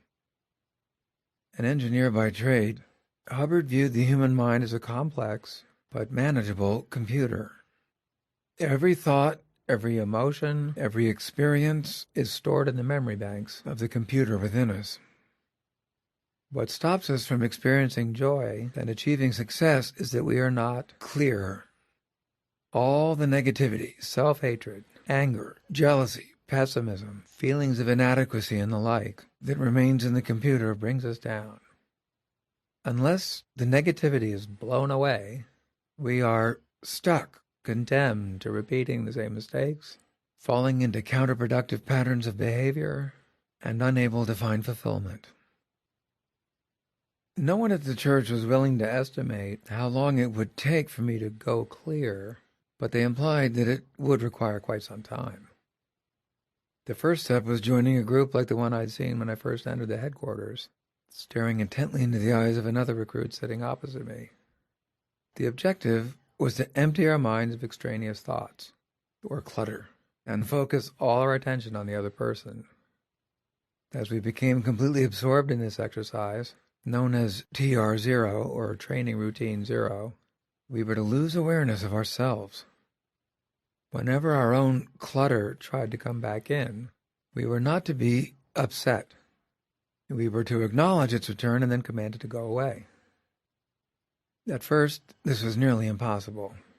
My head was filled with nothing but clutter, unwanted thoughts about myself, and judgmental thoughts about my partner.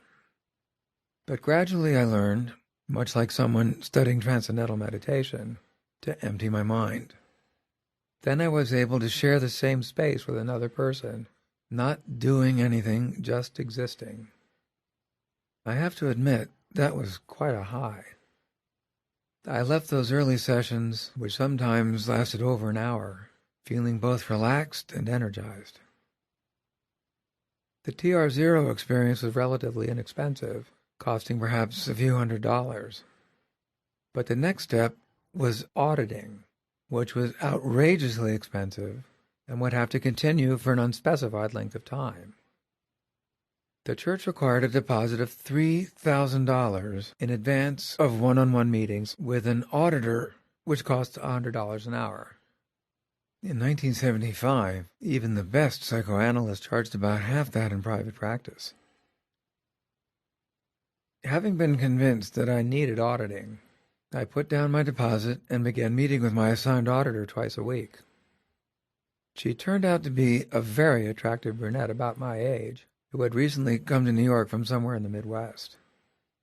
She had gone clear and become a certified auditor in her home state, arriving not only with these credentials, but the bright-eyed enthusiasm of a hostess at Disneyland. We worked together seated on opposite sides of a wide mahogany desk. In front of her was an e-meter, a simple box with a window that contained a fluctuating needle and a card with numbers from 1 to 10. 2 wires running out of the box and across the desk were attached to tin cans that I was asked to hold, one in each hand.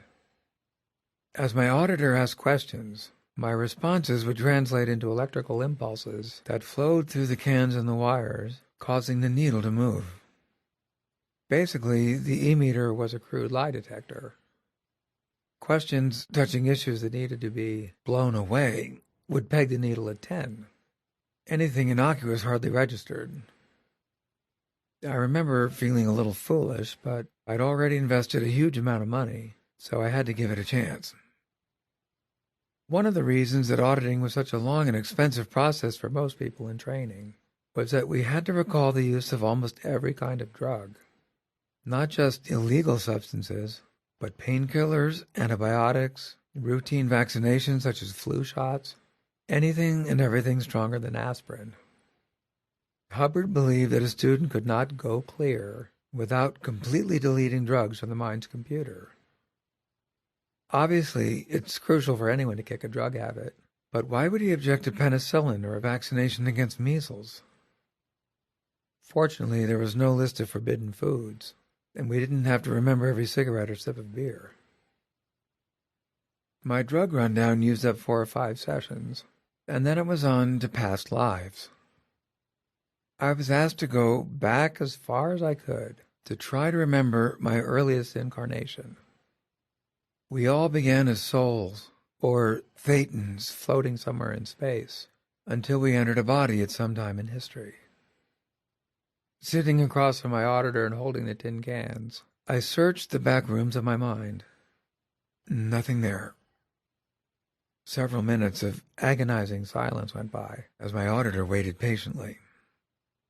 Then my growing skepticism about Scientology and my training as an actor took over.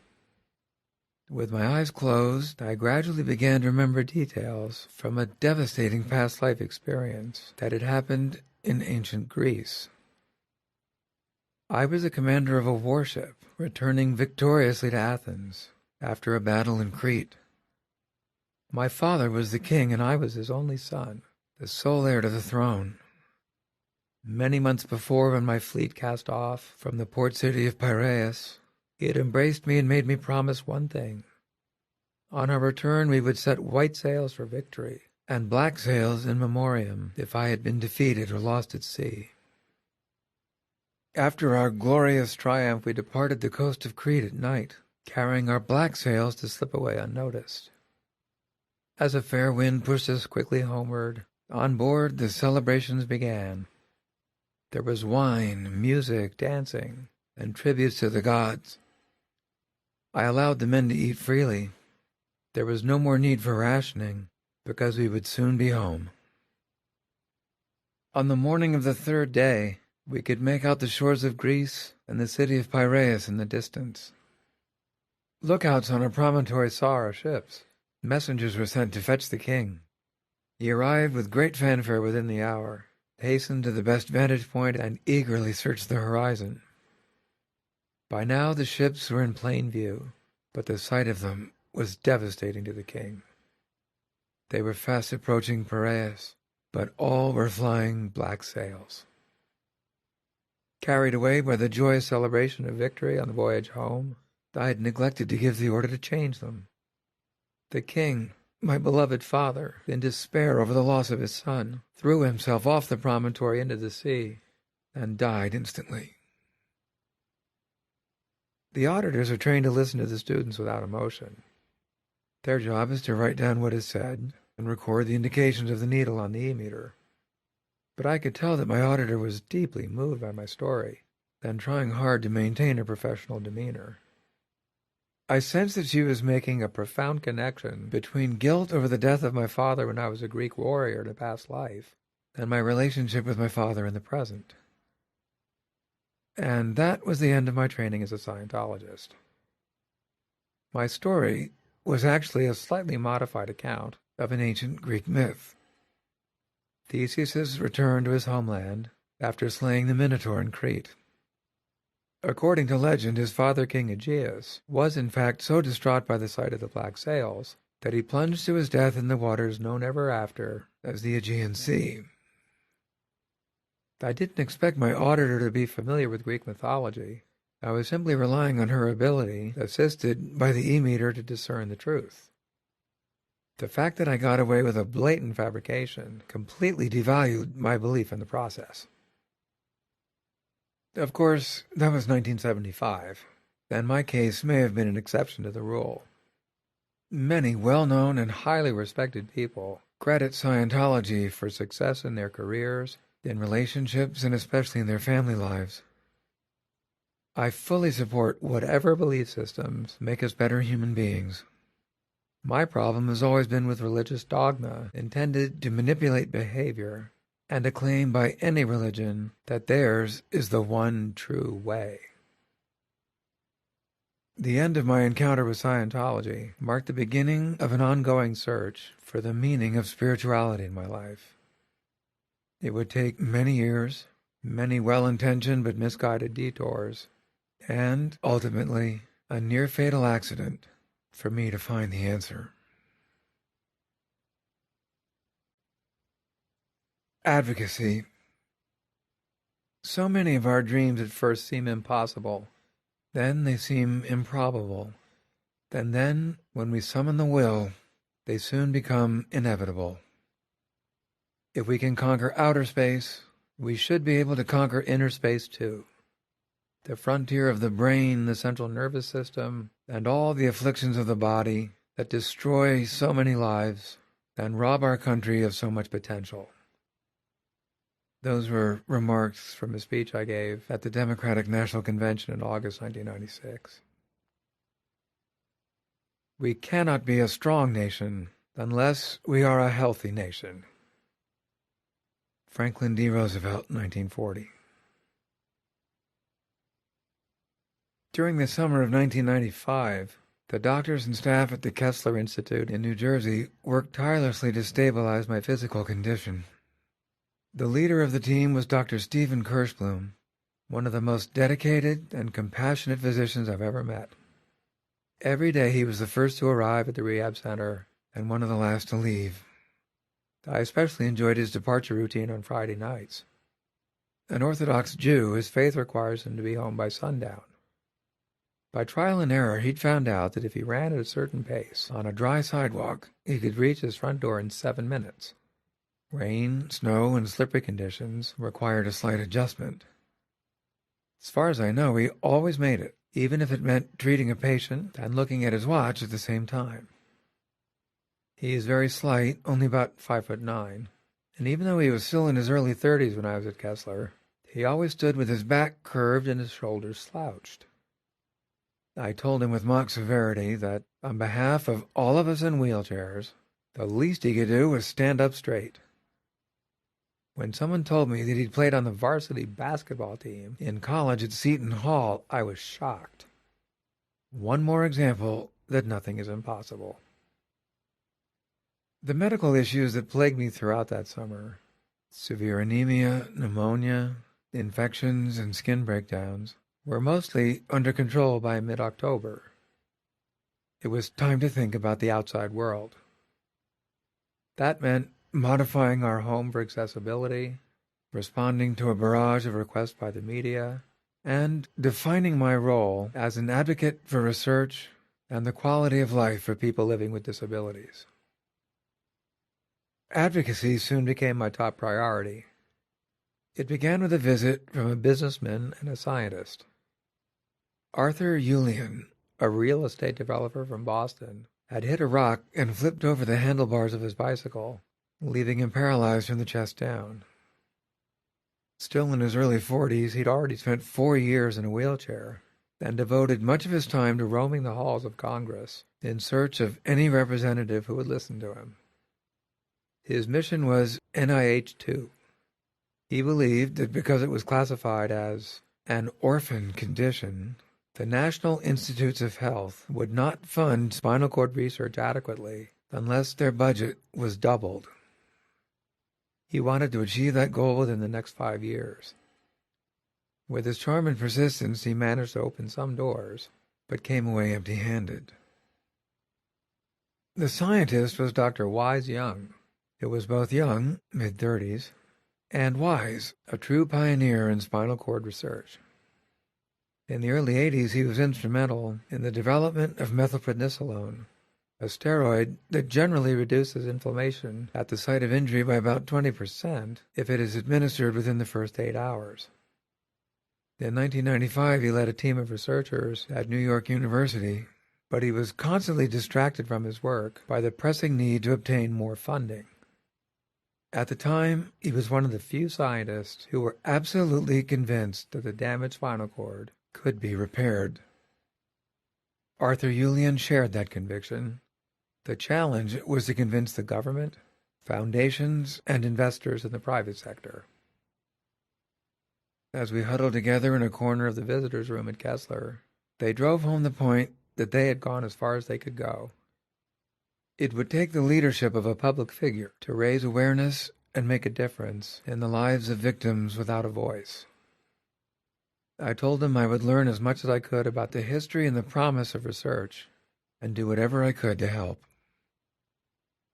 But before I could take on greater issues, Dana and I had to cope with the realities of health insurance. Dr. Kirschblum and the Kessler administration decided with us that I would be discharged on December 13th. Our insurance carrier accepted that decision, but notified us that the company would only pay for 48 days of nursing care after I returned home. I was, and still am, dependent on a ventilator 24/7, and am unable to eat, wash, or even go to the bathroom by myself. What did they expect us to do after 48 days? The company simply refused to answer that question. We were entitled to 48 days, period. We requested a backup ventilator for obvious safety reasons, but were denied. The case manager said that if my ventilator failed, Dana or another family member should use an ambu bag to keep me alive until a replacement vent arrived from a supplier in the town of Hawthorne, New York. An ambu bag is a soft plastic balloon with a fitting that attaches to the patient's trachea. Someone has to squeeze it every 5 seconds to pump air into the lungs. Hawthorne is a 45-minute drive from our home, and the manager of the medical store lives in another town about an hour away from there. He has the only set of keys, and is the only one authorized to sign out equipment after hours. The worst-case scenario would be a vent failure at 3 a.m., with Will asleep upstairs. Without a nurse on duty, Dana would never be able to leave the house overnight, which would prevent her from going on business trips that provided much-needed income. She would have to wake up, figure out that the vent had failed, connect the ambu bag, and squeeze it with one hand while trying to reach the office manager on her cell phone with the other. If Will, whose bedroom was directly above our temporary quarters in the dining room, were to wake up and cry because of all the commotion, Dana couldn't go up to comfort him. If anything else were to go wrong, such as an episode of dysreflexia, which can cause a heart attack or stroke if not treated immediately, we would be out of luck because Dana couldn't abandon the Ambu bag. Considering all the necessary steps, Dana would have to keep me alive for at least 3 hours until I was hooked up and breathing on a new vent. During negotiations with our insurance carrier, we discovered the main reason patients are routinely denied even the essentials. Only 30% fight back. Since 70% of their policyholders are easily intimidated, there's no upside for compliance. Moral responsibility does not drive the insurance industry. Threatened lawsuits are often necessary to get results. We didn't have to go that far, but it did take repeated letters of need from Dr. Kirschblum and the Kessler administration, submitted and resubmitted for more than 6 weeks, before we were finally granted round-the-clock nursing care for the term of the policy. They never did pay for a backup vent. We bought one ourselves for $3,500 because we could afford it. It turned out to be a more than worthwhile investment because the vent has failed a number of times over the years. But what about others in a similar situation who simply don't have that kind of money? Since then, we've developed an excellent working relationship and have not had to lock horns with our carrier. But the solution to the nursing problem only introduced us to another one: lifetime caps. Now we were receiving the benefits we needed, but my care was, and still is, very expensive.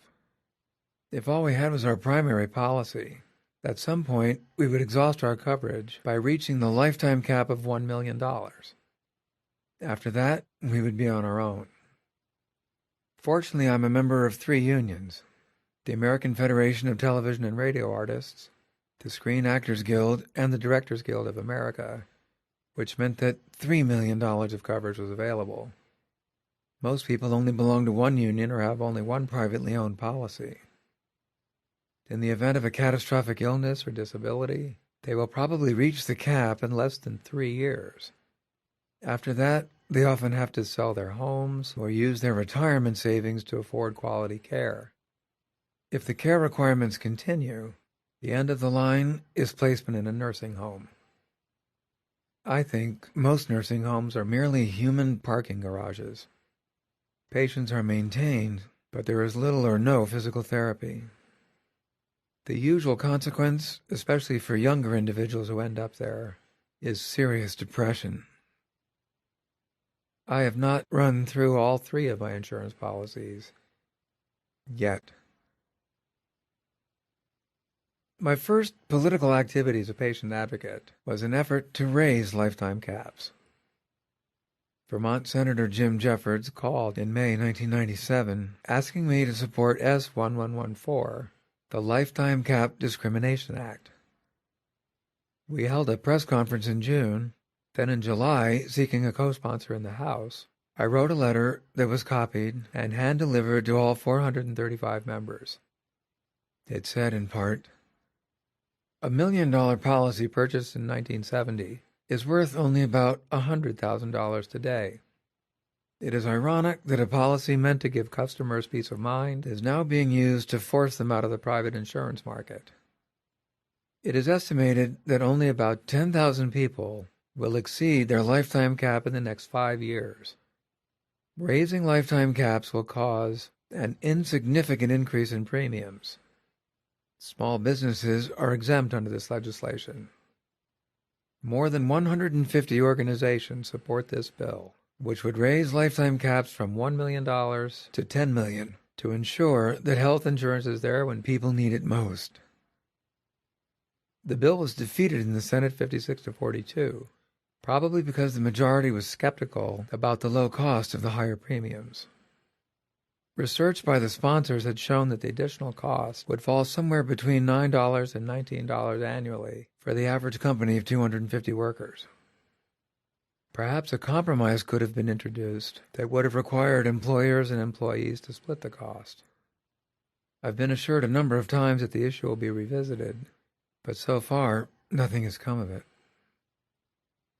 Senators Arlen Specter, Republican of Pennsylvania, and Tom Harkin, Democrat of Iowa, longtime advocates for medical research, rebounded quickly, taking a slightly different approach. they introduced S441, the National Fund for Health Research Act. The bill proposed taking 1 penny from each dollar paid in insurance premiums, which would result in a nearly $6 billion increase for the National Institutes of Health. This time, I wrote to all 100 senators. I firmly believe that medical research is the key to eliminating disease, reducing human suffering, and lowering healthcare costs. I have spoken to executives of several insurance companies about this, and have been told that their profit margin is so small that the donation of even 1% of their income is an unreasonable hardship. I find this about as credible as the tobacco companies' claim that nicotine is not addictive. It is hard to sympathize with insurance companies when you watch a mother in tears begging for a chair so that her quadriplegic son can take a shower. The insurance companies see this legislation as a tax. My question is, why is it unreasonable, particularly when they would save so much money in the long run? Research will keep the American people healthier, resulting in fewer insurance claims. We tax oil companies and use the money to build and maintain highways. Most states have sales taxes, which are a major source of revenue for a wide variety of programs, and services that benefit the public. Why shouldn't insurance companies be asked to help solve the healthcare crisis in this country? The Harkin-Specter bill was also defeated, effectively ending the fundraising aspect of insurance reform.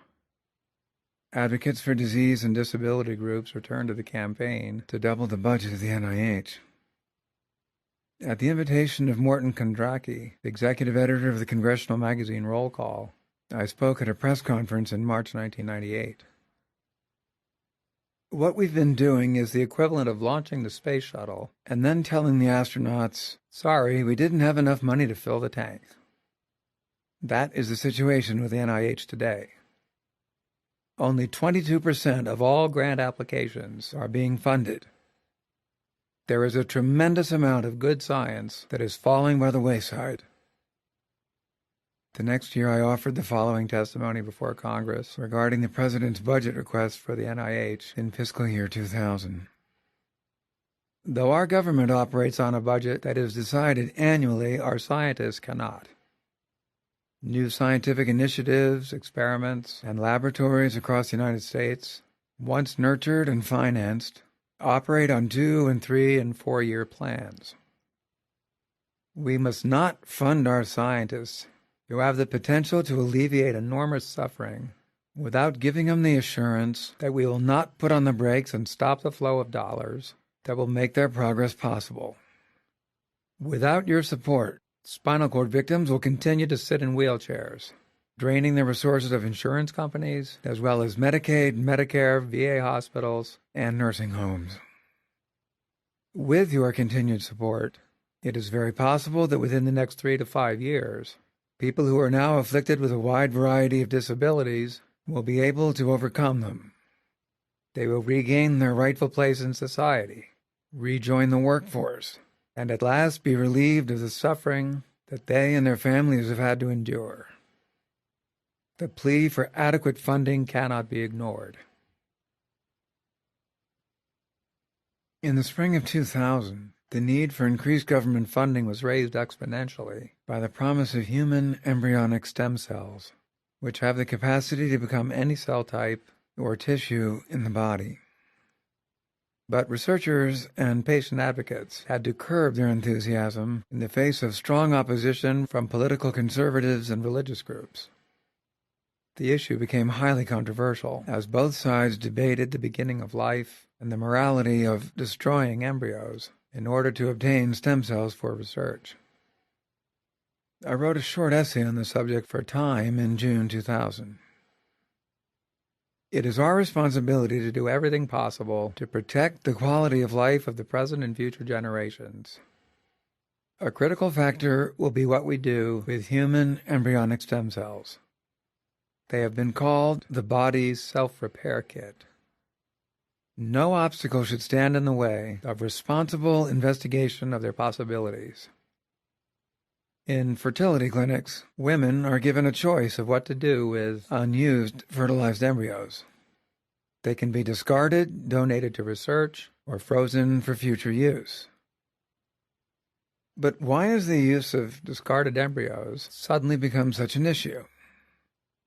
Is it more ethical for a woman to donate unused embryos that will never become human beings, or to let them be tossed away as so much garbage when they could help save thousands of lives?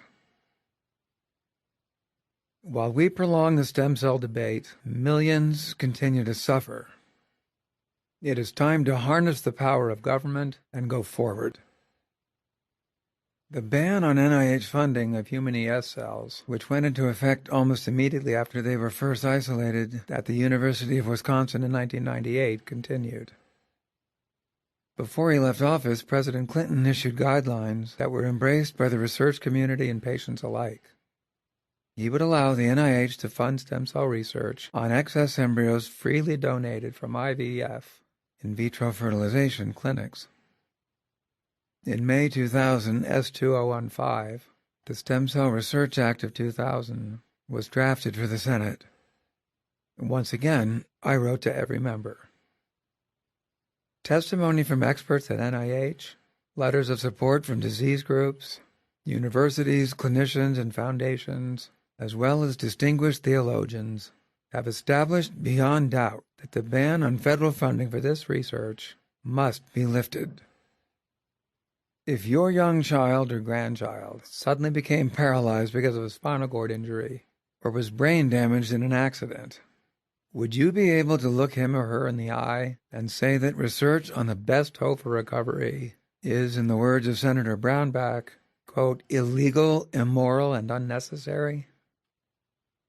The bill remained stalled in committee, and Bill Clinton left office with the ban still in effect. One of George W. Bush's first actions when he became president in January 2001 was to prohibit the adoption of the Clinton guidelines pending further review. All the interested parties held their collective breath while our new president considered the issue. We watched televised coverage of his meeting with the Pope, who made it clear that the destruction of a human embryo for any purpose violated the sanctity of life. The Catholic hierarchy across the country echoed the Pope's position on behalf of 61 million Catholic voters. Whether or not the leaders of other faiths were given equal consideration is not clear, but many people felt it was more than inappropriate for the president to consult with any religious group. It was an outright violation of the separation of church and state. Spokesmen for the administration said that the president was taking the time to meet with a wide variety of professionals and laypersons on both sides of the issue. Finally, on August 9, 2001, the president announced his position in a nationally televised primetime address. He said that 64 stem cell lines derived from excess embryos created in fertility clinics before 9 p.m. that day would be made available to researchers with funding from the NIH. The new policy received decidedly mixed reviews. The far right chastised Bush for permitting any embryonic stem cell research, even using embryos that had already been destroyed. Conservatives generally agreed that Bush had given scientists plenty to work with and were reluctantly amenable, as long as there would be no more government-sanctioned destruction of, quote, life. The consensus among both Democratic and Republican moderates was that the president had opened a door. The question was, had he opened it too much or not far enough? Many scientists were far more skeptical, especially when additional details emerged.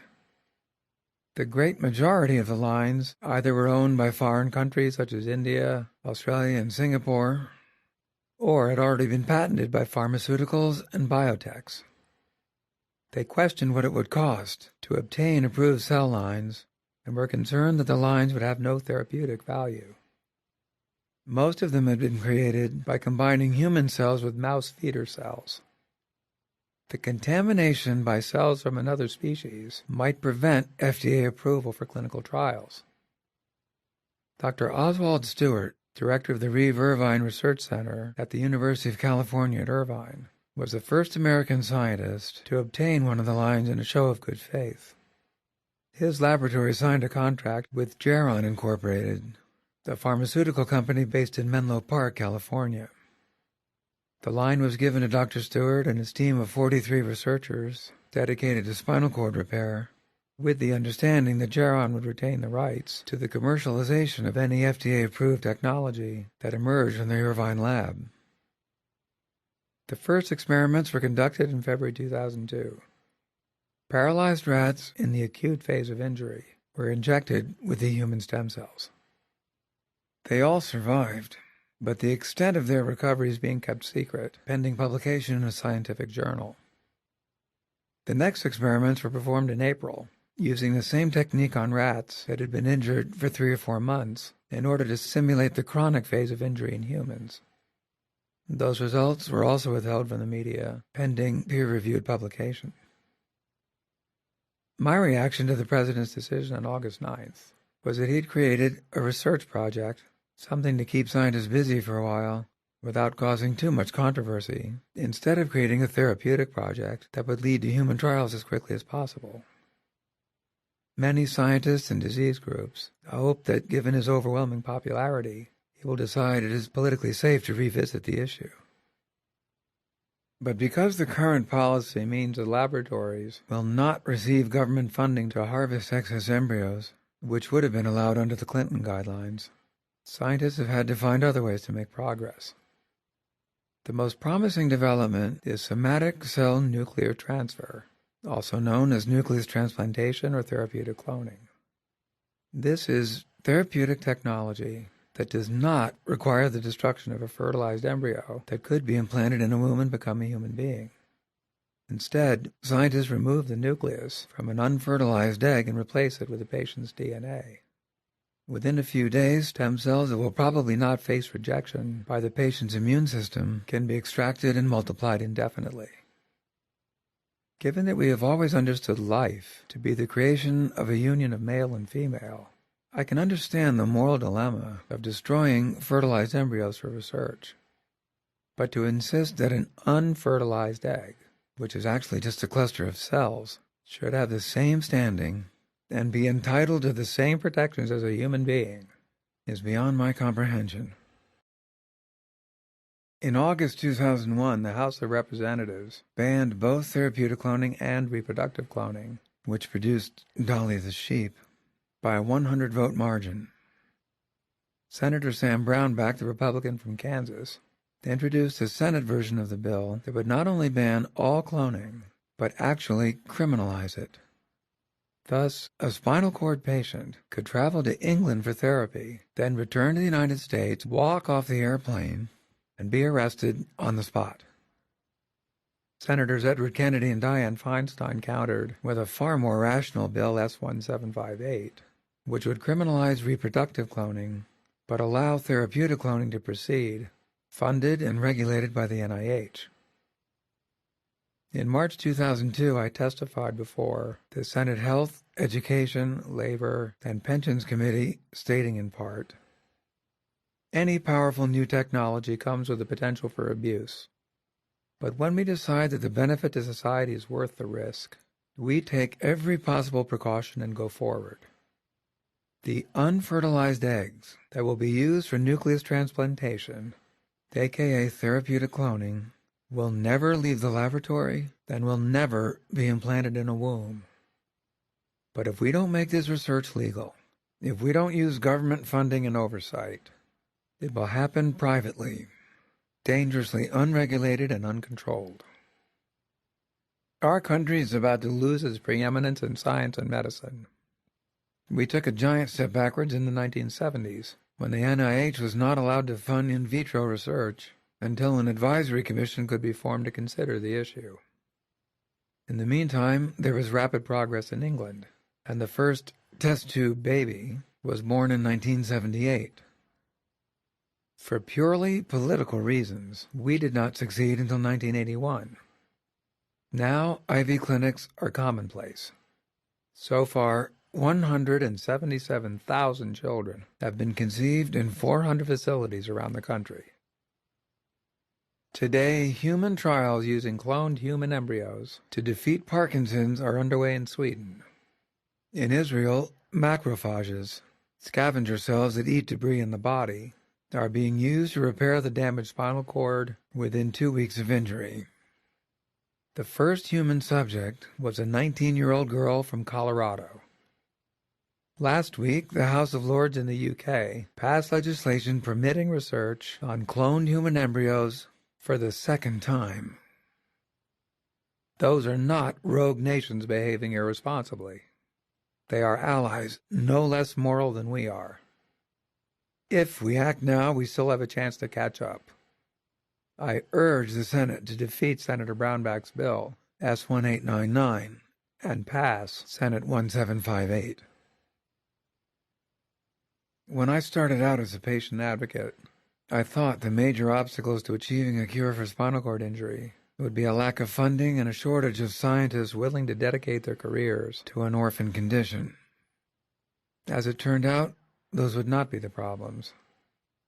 NIH ×2 actually succeeded. In 1998, the NIH research budget was $12 billion, but the budget for fiscal year 2003 is just over $27.2 billion. Today, regenerative medicine is attracting thousands of young postdocs all over the world who believe that effective therapies for Parkinson's, Alzheimer's, brain injury, stroke, MS, ALS, and other disorders of the central nervous system can be achieved. Instead, the main obstacle is a controversy over embryonic stem cells and therapeutic cloning. The NIH has not been allowed to fund a single grant for embryonic stem cell research using excess embryos from IVF clinics. Because of the questionable viability of the stem cell lines approved by President Bush, for many months the NIH received an alarmingly low number of grant applications, even though Health and Human Services Secretary Tommy Thompson stated that some $15 million was available. By May 2002, the restrictions had eased considerably.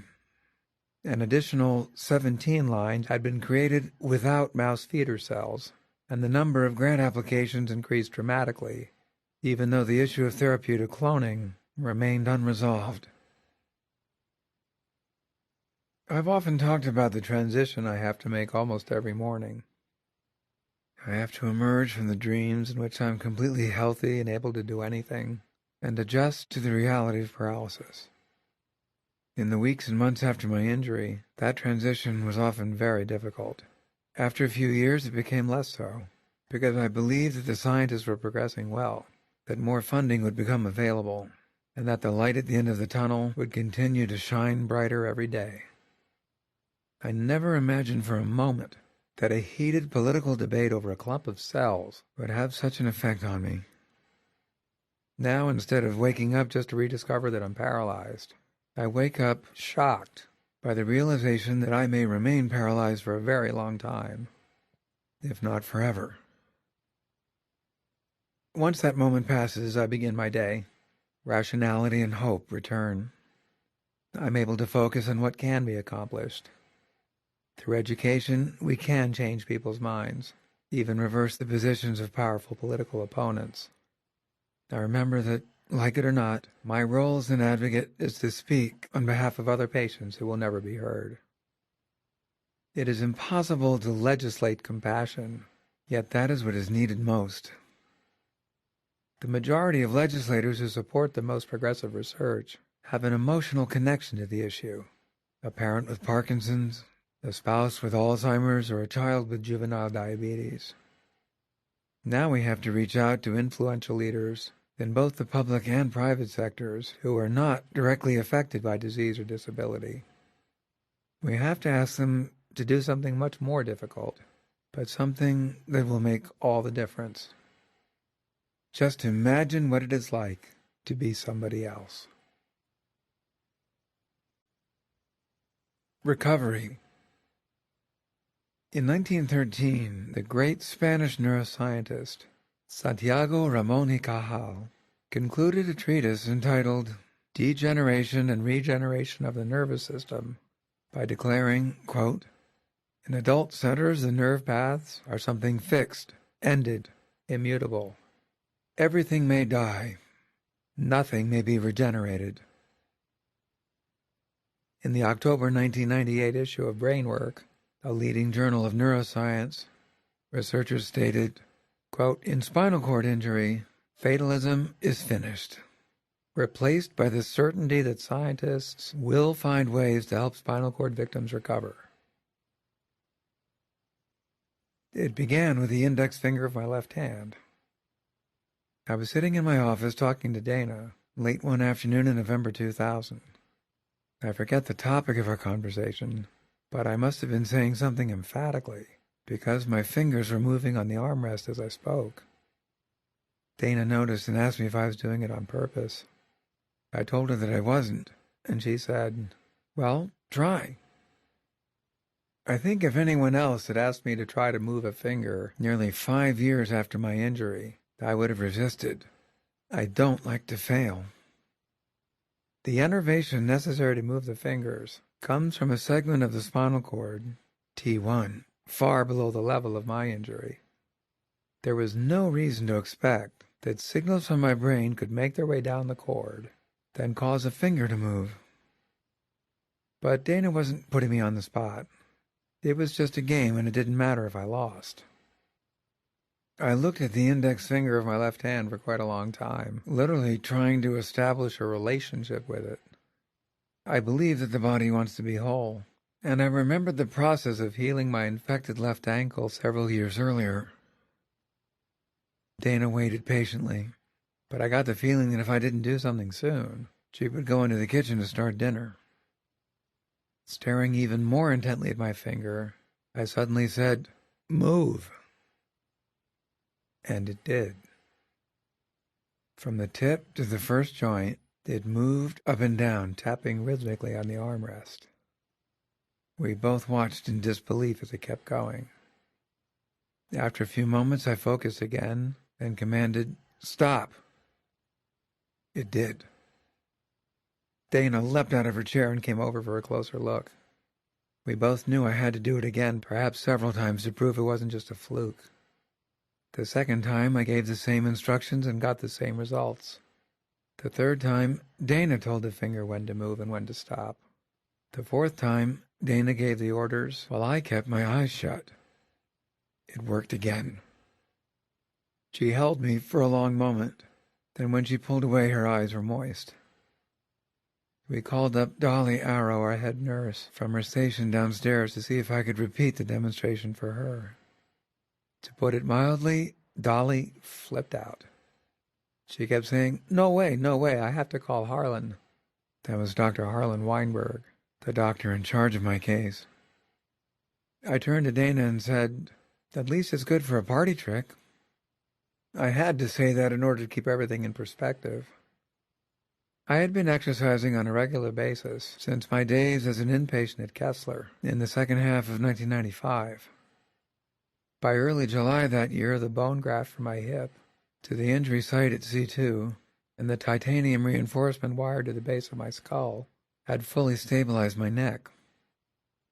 My physical therapist, Erica Druin, started our sessions by transferring me out of my chair onto a huge table in the gym. I lay flat on my back on a thick mattress, with my head propped up on triangular pillows. As soon as I was comfortable, Erica would take the pillows away and instruct me to move my head as far as possible from side to side. At first I could move it about 45 degrees to the right, but only about 30 degrees to the left, because the tendon on the right side of my neck is shorter than the other. Dr. Jane had had to cut it to gain access to the cord. While that movement may not sound like much, it was a sign of real progress. I no longer had to wear the dreaded cervical collar, and was actually being challenged to turn my head with maximum effort. We always did at least 3 sets of 20 repetitions of the side-to-side motion, adding more when I wasn't too tired. Then we introduced sets of raising my head off the mattress and easing it down again. At first, I could only muster the strength to lift my head up a few inches. But before long, with Erica's encouragement, I could raise it high enough to see my feet, and hold it in that position for a very painful but highly satisfying 30 seconds. With daily repetition, my neck regained lost muscle mass and flexibility. We moved on to shoulders. I was already able to move them a little when I arrived at Kessler. Erica worked with me both in the chair and on the mat table by pushing my shoulders down and then applying resistance as I strained to lift them up again. The left side was decidedly weaker than the right, so she moved our sessions to the biofeedback department. I parked my chair in front of a computer screen.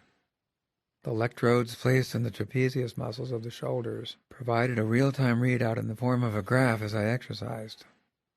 The right shoulder exertion was about 50% of normal, but the movement of the left peaked at a pitiful 10 to 15%. I told Erica that was unacceptable, which played right into her approach to my physical therapy. Show a Type A personality a display of his achievement or lack thereof, and you can harness his competitive nature to motivate improvement. The theory behind the motor deficit on the left side was that I had a case of Brown-Sequard syndrome, a common outcome of spinal cord injury, which causes greater functional recovery on one side of the body and greater sensory recovery on the other. Eric and I decided to ignore that diagnosis, just as I decided to ignore the opinion of experts who declared that I would never regain any functional or sensory recovery whatsoever. During the ensuing months at Kessler, I spent hours in front of that screen, working on my left shoulder. By the time I was discharged in December, the right was up to 60% of normal, and its weaker brother had improved to 40%. Considering that only a few individuals with injuries just centimeters below the brainstem live long enough to go to a rehab center, I'm extremely grateful that I ended up in the hands of Erica and Dr. Kirschblum. Instead of relegating me to the ranks of hopeless cases, they optimized my care, using me as a test case to see what a C2 vent-dependent quadriplegia could accomplish. They continued to work on strength and mobility in my neck and shoulders, but soon added proactive therapies, usually reserved for patients with lower-level injuries. The first was functional electrical stimulation, FES. Its purpose is to prevent muscle atrophy and to maintain good circulation. In 1995, FES was still considered experimental, even though there was no danger to the patient, and the benefits seemed to be more than obvious. The technology is simple. The electrodes are placed on targeted muscle groups with wires that connect to a box about the size of a laptop called the eStim. The therapist sets the electrical stimulation parameters based on the patient's size and physical condition. The electrodes are rotated every session, just as an athlete rotates exercises in the gym. All that was available at Kessler was a pair of pants with electrodes sewn in, so I was only able to stim my legs once or twice a week. It was fairly primitive by contemporary standards, but it was a good start. The next proactive therapies introduced in rehab were a stationary FES bicycle and a tilt table. For the FES bike, I wore a pair of shorts, and individual electrodes were placed on the quadriceps and hamstrings. The current from the eStim machine caused those muscles to fire, enabling the legs to push the pedals of the bike. In the early sessions, I could only reach the desired goal of 45 RPM for a few minutes. Eventually, I was able to keep up that pace for 30 minutes non-stop, which gave me the added benefit of a good cardiovascular workout. Usually, my heart rate would increase by as much as 40 beats per minute. The tilt table is for weight-bearing and maintaining bone density. Patients are transferred from their wheelchairs onto a special table while it is in a horizontal position, then secured with straps around the knees, waist, and chest.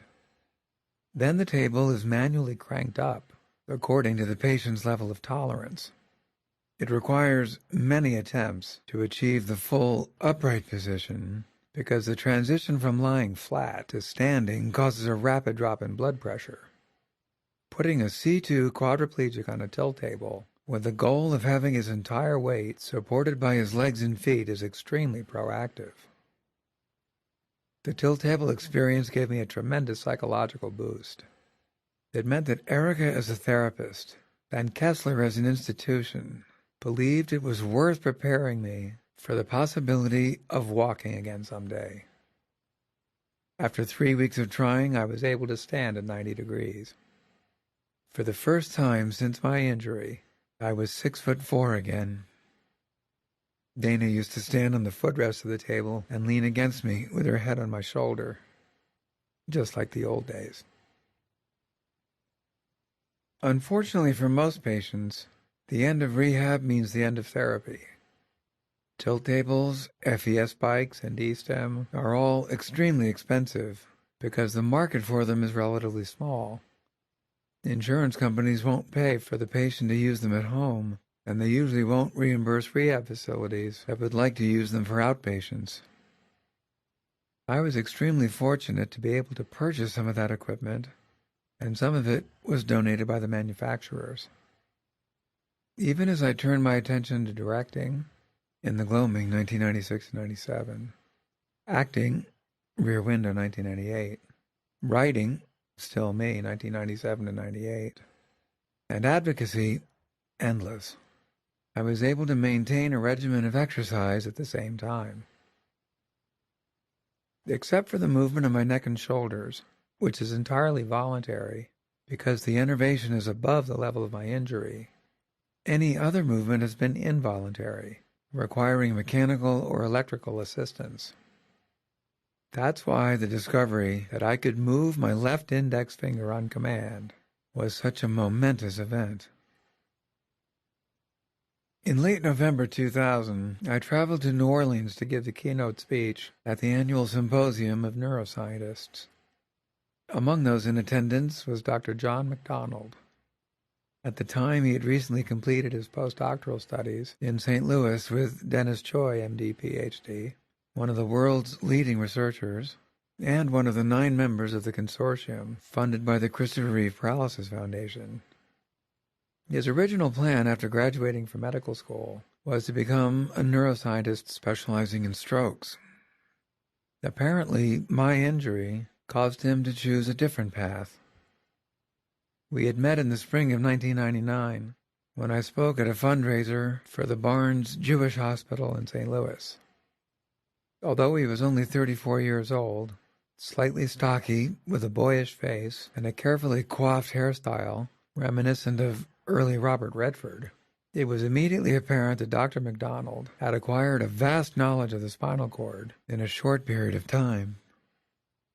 He came into the room set aside for me as I was preparing to join the neuroscientists at the obligatory cocktail party.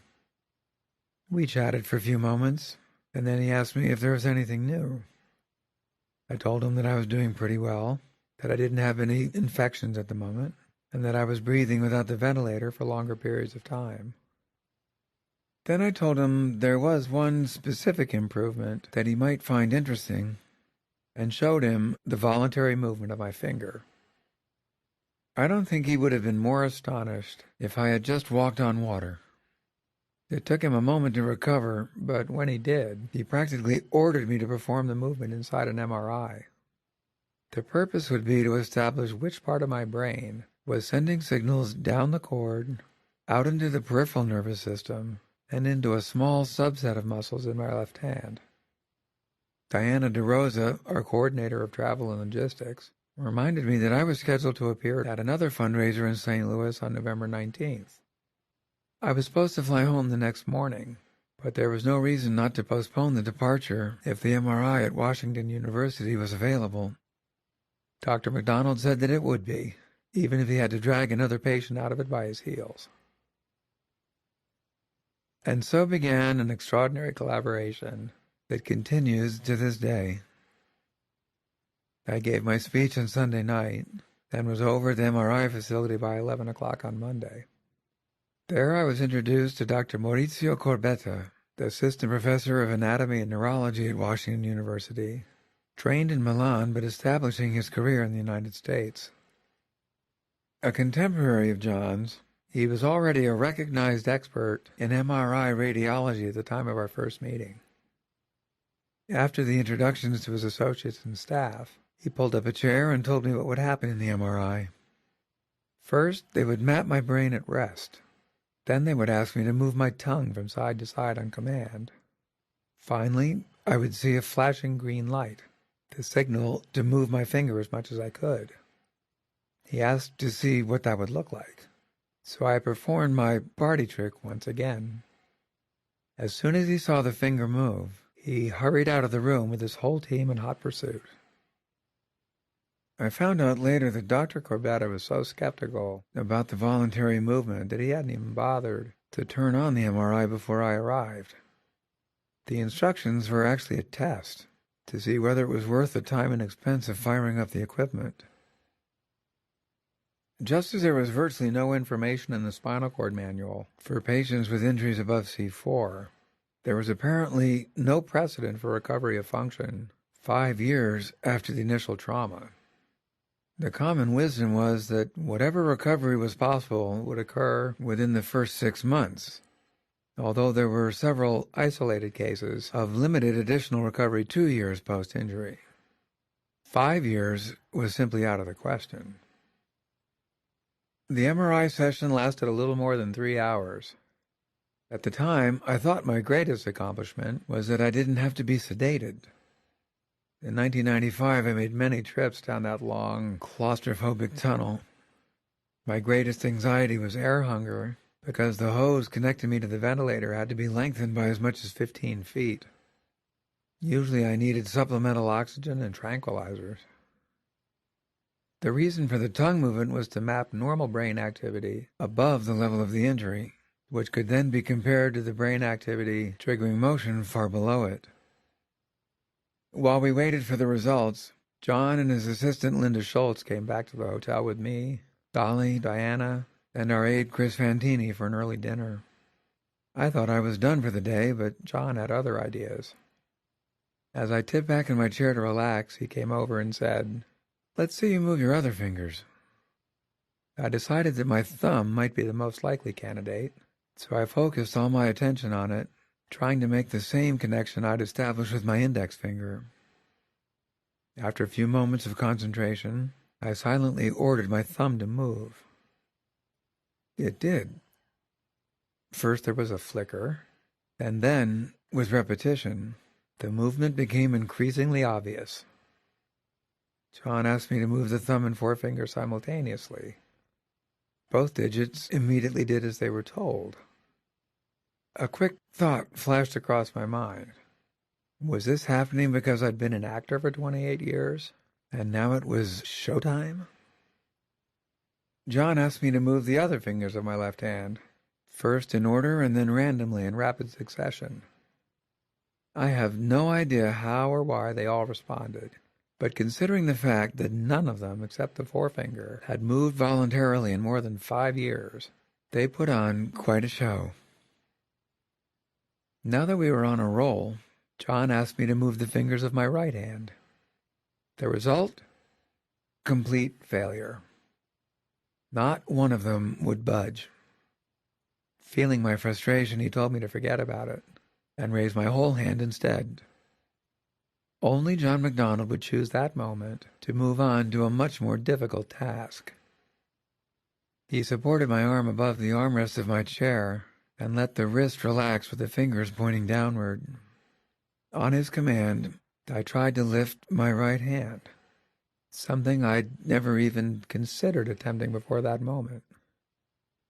I could feel my whole arm tightening inside, and a burning sensation from the shoulder down as I strained to make my hand move. My mind wandered back to my weight training for Superman, when I could bench press more than my own weight. Now I was using the same amount of effort to pick up my wrist. How pathetic. I told myself that wasn't fair. Everything's relative. Back to work. Nothing is impossible. No reason why my hand should come up, but no reason why it shouldn't either. The others came over to cheer me on. Now I had an audience, which was probably just what I needed. I gave it everything I had. My fingers started twitching, which meant the signals from the brain were getting through. Then, in agonizing slow motion, My wrist started to move, and the hand rose up. It stopped in the level position, which I thought was amazing, but the crowd wanted more. John and Linda encouraged me. Diana, Dolly, and Chris resorted to threats, the worst being no dinner and a labor strike, which would mean spending the night sleeping in my wheelchair. Well, that did it. I was laughing and struggling at the same time, but I finally managed to bend my wrist and raise my right hand all the way up. Then, as we were eating dinner and I was indulging in a celebratory glass of red wine, the phone rang. It was Dr. Corbetta reporting on the preliminary results from the MRI. The electrical impulses commanding both the tongue movement and the finger movement came from the correct part of the motor cortex in the brain. This finding was also completely unexpected, because the conventional wisdom was that after a severe trauma to the central nervous system, the brain would have to find alternate ways to communicate with the body below the level of injury. Many spinal cord patients have had the frustrating experience of wanting to move a leg but getting shoulder movement instead. Often it takes months and even years of rehab to learn to compensate for the brain's tendency to give inappropriate commands after injury. An appropriate cause and effect relationship between the motor cortex and a targeted movement was decidedly out of the box. Because there had been no medical intervention, Dr. McDonald put forward the theory that the new movements were the result of regular physical exercise. Perhaps activity-dependent training, the official term for my workout regimen, had awakened dormant pathways in the spinal cord, or caused some small amount of regeneration. We agreed to undertake an official study with a patient population of 1. My job was to maintain and document regular exercise. His was to quantify and verify my progress using accepted scientific methods. On December 10th, John and Linda traveled to our home in Westchester County, north of New York City. The first order of business was a complete ASIA examination conducted at my bedside.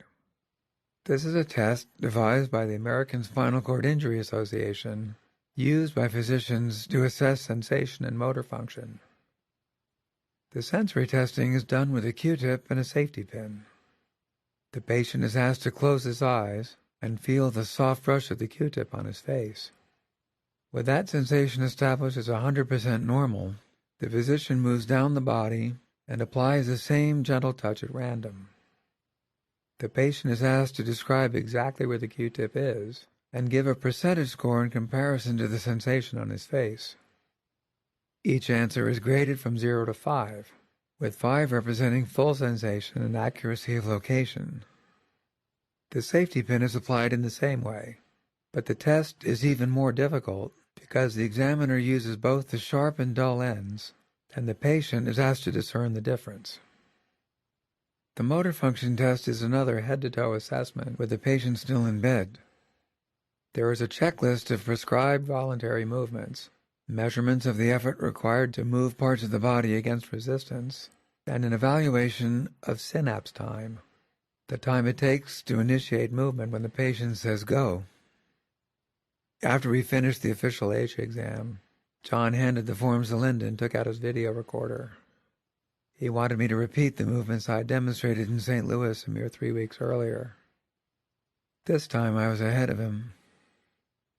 Expecting that he would want to see improvement even in such a short time, I had been practicing almost daily. Under the scrutiny of the video recorder's blinking red eye, I moved the thumb and index finger of my left hand. This time the movements were greater, and I could initiate them much faster. I was able to raise my right hand as before, but now I could flex it in one smooth motion that took less than 10 seconds. When John or Dolly pressed a hand against the ball of my left foot, I could push it away. I was able to move individual toes on both feet. I hadn't worked on my toes before, so I was thrilled to meet the challenge of this surprise request.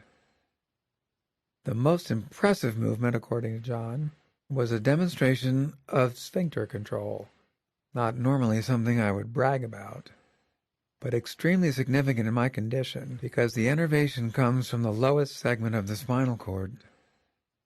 If you can contract the sphincter on command, it positively proves that there are intact, functioning pathways all the way from the brain to the bottom of the cord. The ASIA scale ranges from A to E. A represents virtually no movement or sensation, while E is the classification for a score of 100% in both areas. My first ASIA exam was conducted at Kessler on July 5 and 6, 1995. In the categories of motor function, light touch, and pinprick, I scored 2%, 8%, and 6% respectively, which made me an ASIA A.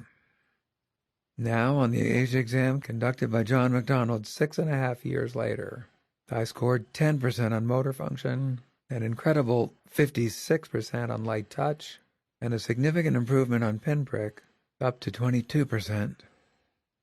John used every superlative in the book when he showed me the scores. He was a proverbial kid in a candy store, a 4-year-old on Christmas morning.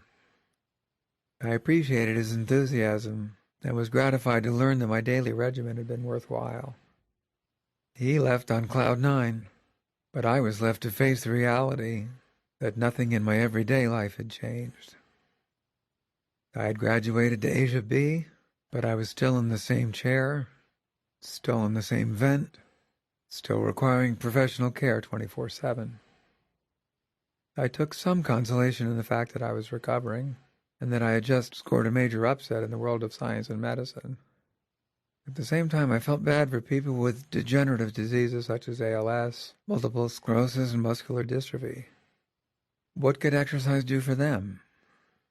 Just like victims of Parkinson's, Alzheimer's, diabetes, and so many other diseases, they need scientific research as much as I do.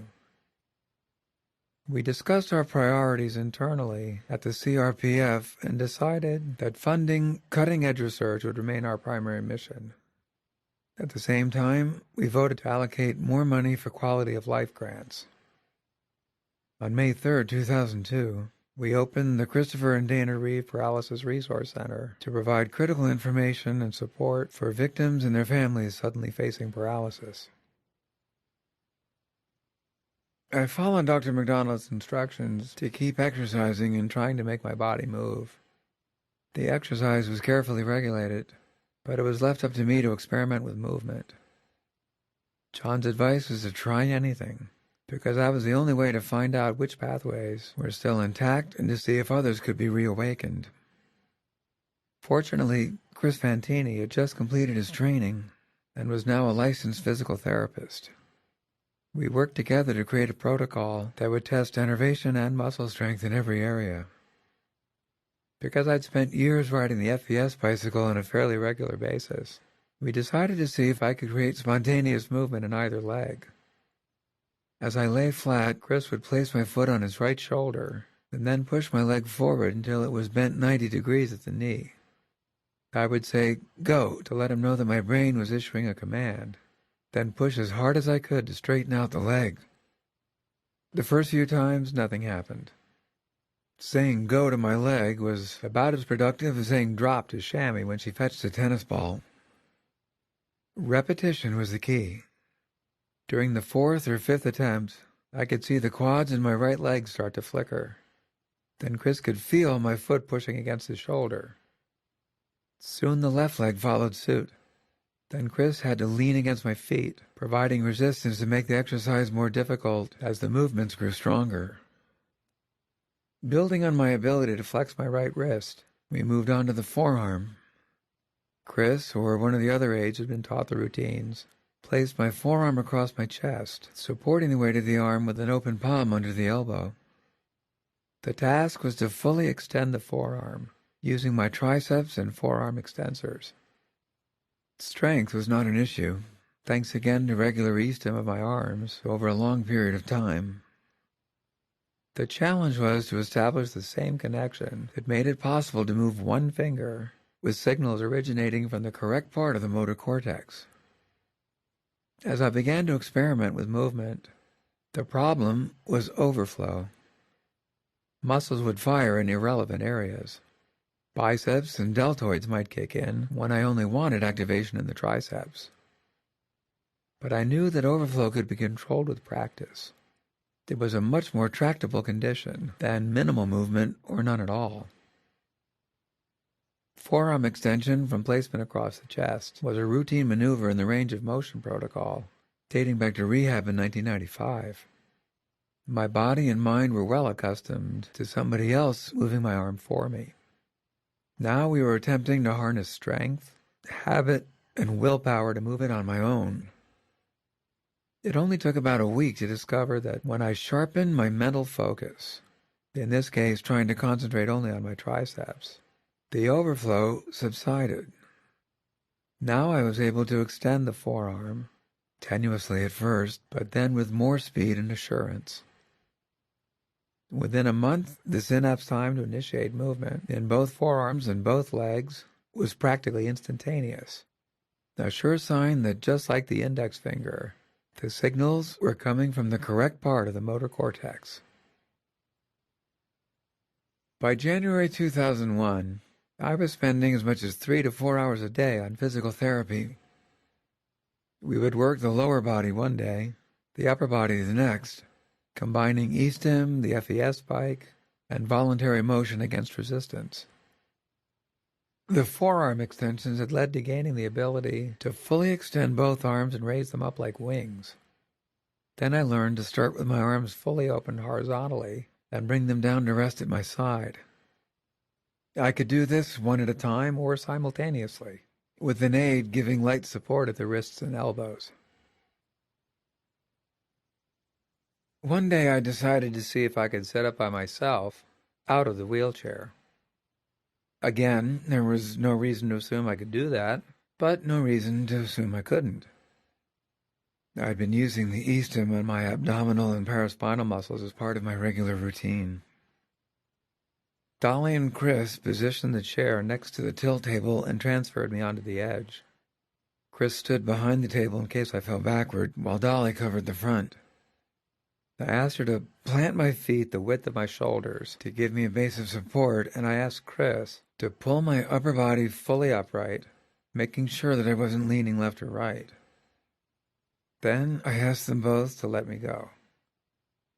Nothing happened, which, for once, was exactly the desired outcome. I just sat there. All the other exercises required strenuous effort. Sitting upright on my own required me to relax and allow the continuous, subtle interactions of nerves and muscles to create balance. When I started to fade to the right or the left, I commanded the muscles on the opposing side to compensate, then bring me back to center.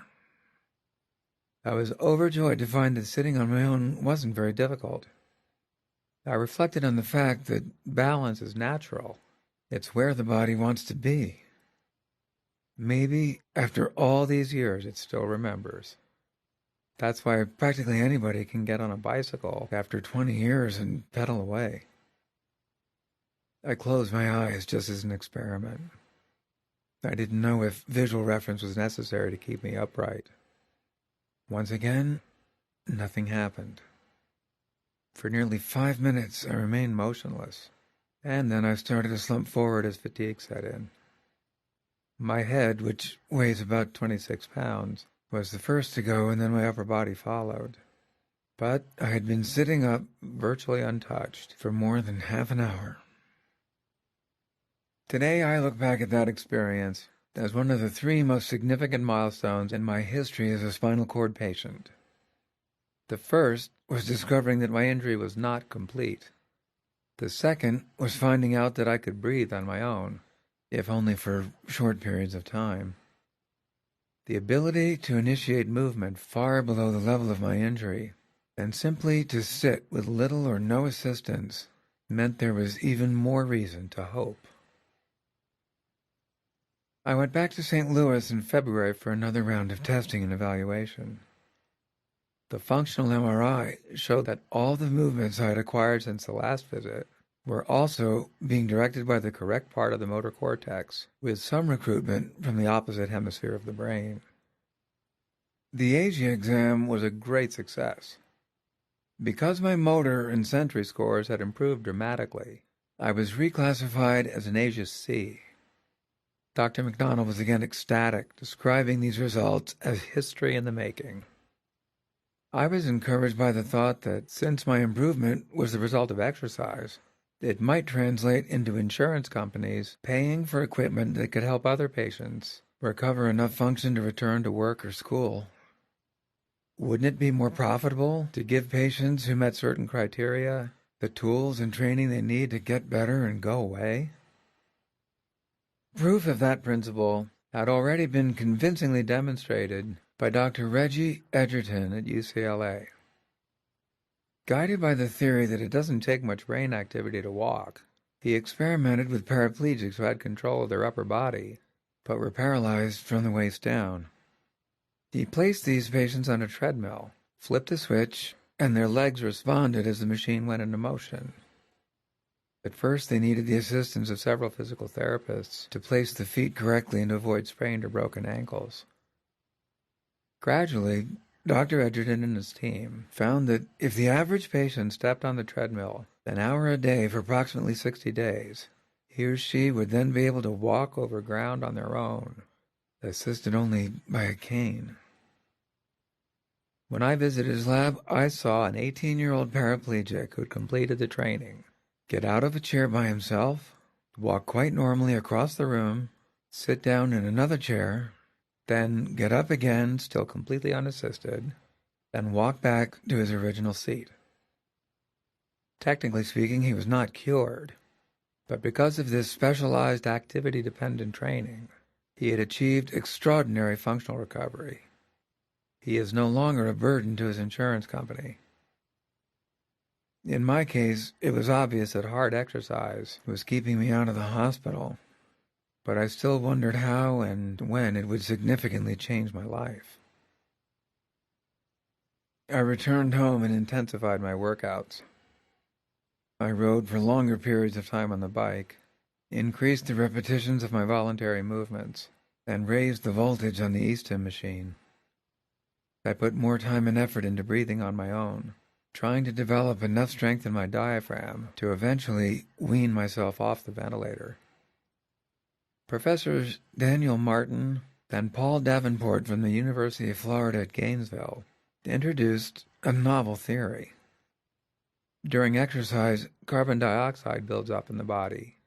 That triggers a demand for more oxygen, and the average person responds by breathing faster. Their approach, which they had successfully demonstrated in rats, is to reduce the amount of air pumped into the patient by the ventilator during exercise and let the level of CO2 rise as high as the patient can tolerate. With enough repetition, as the patient is suffering the equivalent of pulling 6 Gs in a jet fighter, the brainstem should get the message and kickstart autonomic breathing. The normal range of CO2 in the bloodstream of a person at rest is anywhere between 35 and 45%. When I started using their weaning method, my CO2 was a feeble 25%. By May 2002, my resting percentage was up to 34%. And when I was on the bike, I could endure levels of 47 to 49% for as long as 45 minutes. Autonomic breathing hasn't happened yet, but I'm still trying. July 8, 2001 was another watershed moment. Literally. I was in St. Louis again for more testing. Then John decided it was time to throw me in the pool. Of course, he didn't actually throw me, but it was an out-of-the-box experience, both for me and for his staff of physical therapists. No patient had ever gone into the pool while attached to a ventilator. Most rehab facilities wouldn't even consider aquatherapy for a vent-dependent quadriplegic. What if water gets into the hose? What if the ventilator falls into the pool? John's answer? Somebody with an IQ above double digits holds onto the vent, and 2 or 3 others keep the hose out of the water.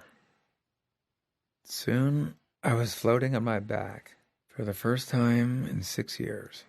with just a collar around my neck and an inflatable belt around my waist. I relaxed completely and reveled in the sensation of the warm water all around me. A therapist held my shoulders, then gently made my body snake from side to side.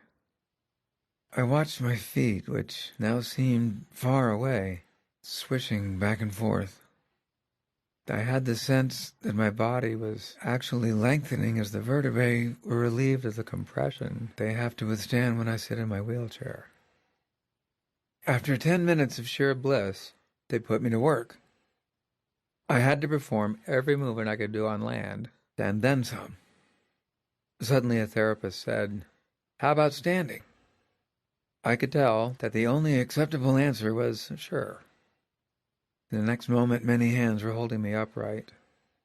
Someone put rubber boots on my feet, then secured 5-pound weights around my ankles.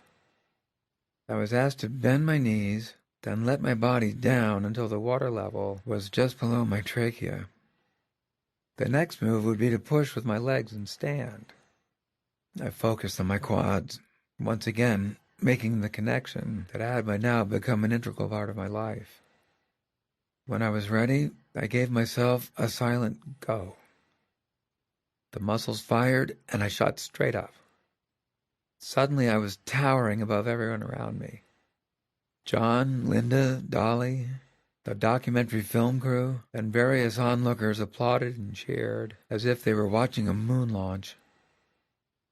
But there was more to come. Now that I was standing, of course, the next thing to do was walk. I had taken steps on Dr. Edgerton's treadmill before, but there my body was suspended by a harness, and the motion of the treadmill made my legs move. This was completely different. For the first time, I was actually being asked to initiate walking on my own. The helping hand still held me upright. As I shifted my entire weight onto my right leg, the therapist told me to look at my left foot and kick it forward. That was not much different from pushing my leg forward, which I'd done hundreds of times against Chris Fantini's shoulder. I kicked hard from my left knee, and suddenly saw that my left foot was now ahead of me, a few inches above the bottom of the pool. Another therapist told me to push off my right leg and transfer my weight to the left. It worked. One small step for man, etc., etc.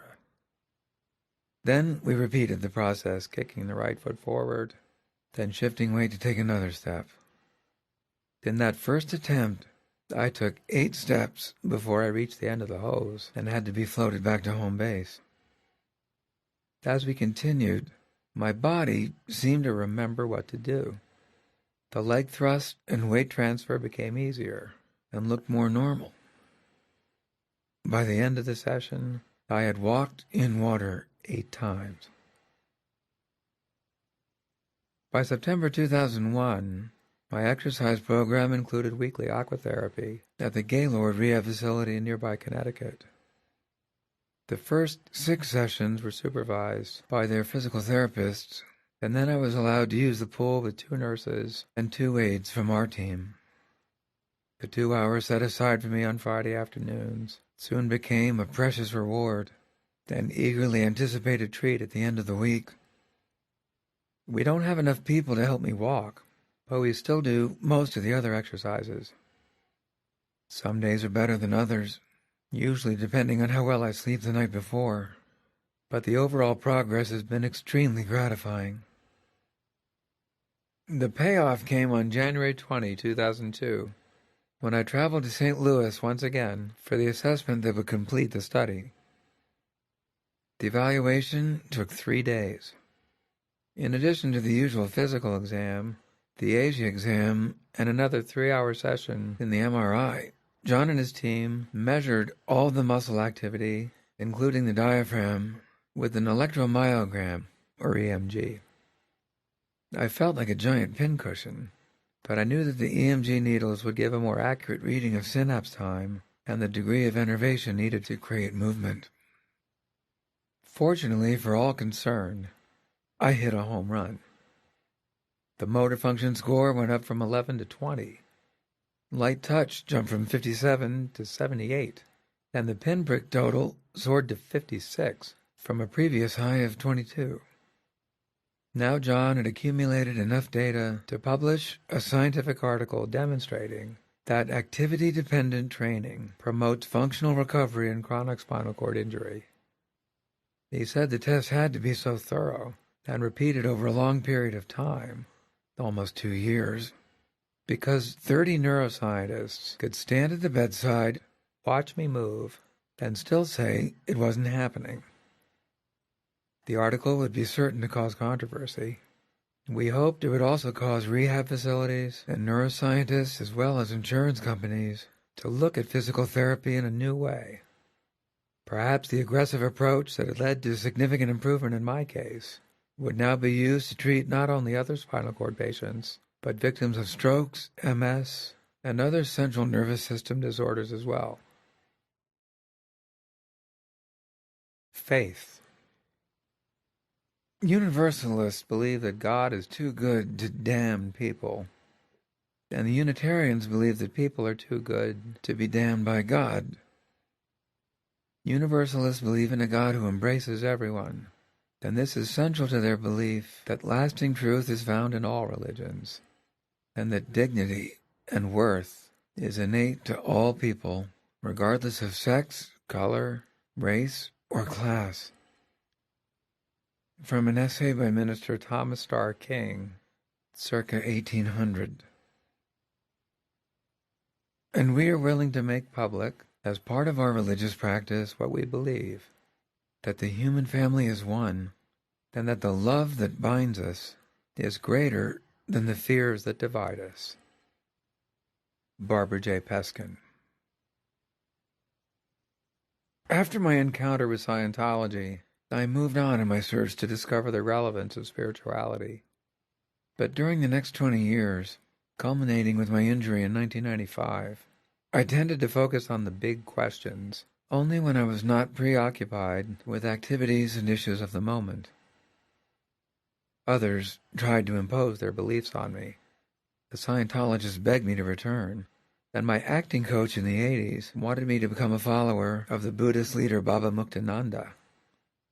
During the Superman years, I received hundreds of letters from fans explaining that Jor-El is God and his son Kal-El, Superman, is Christ, sent from Krypton to be raised by a humble family in Kansas before beginning his mission to save the world. I could appreciate the obvious parallel, and I did consider Superman to be a significant mythical icon in popular culture. But if religious individuals saw Superman as Christ and identified me as Superman, then what? How did I ascend from working New York actor to present-day Messiah? In 1987, Kay Exon and I went our separate ways. Our relationship had been tenuous for some time. I returned to New York in early February, as soon as I finished filming Superman 4, leaving Matthew, 7, and Alexandra, 3, behind. The separation was amicable, and we readily agreed to put the best interests of the children above all else. Joint custody, British and American citizenship, and mutual consent on all important decisions. Still, I was nearly overcome with guilt. As a child of divorce myself, I could only hope that they wouldn't have as hard a time as I did.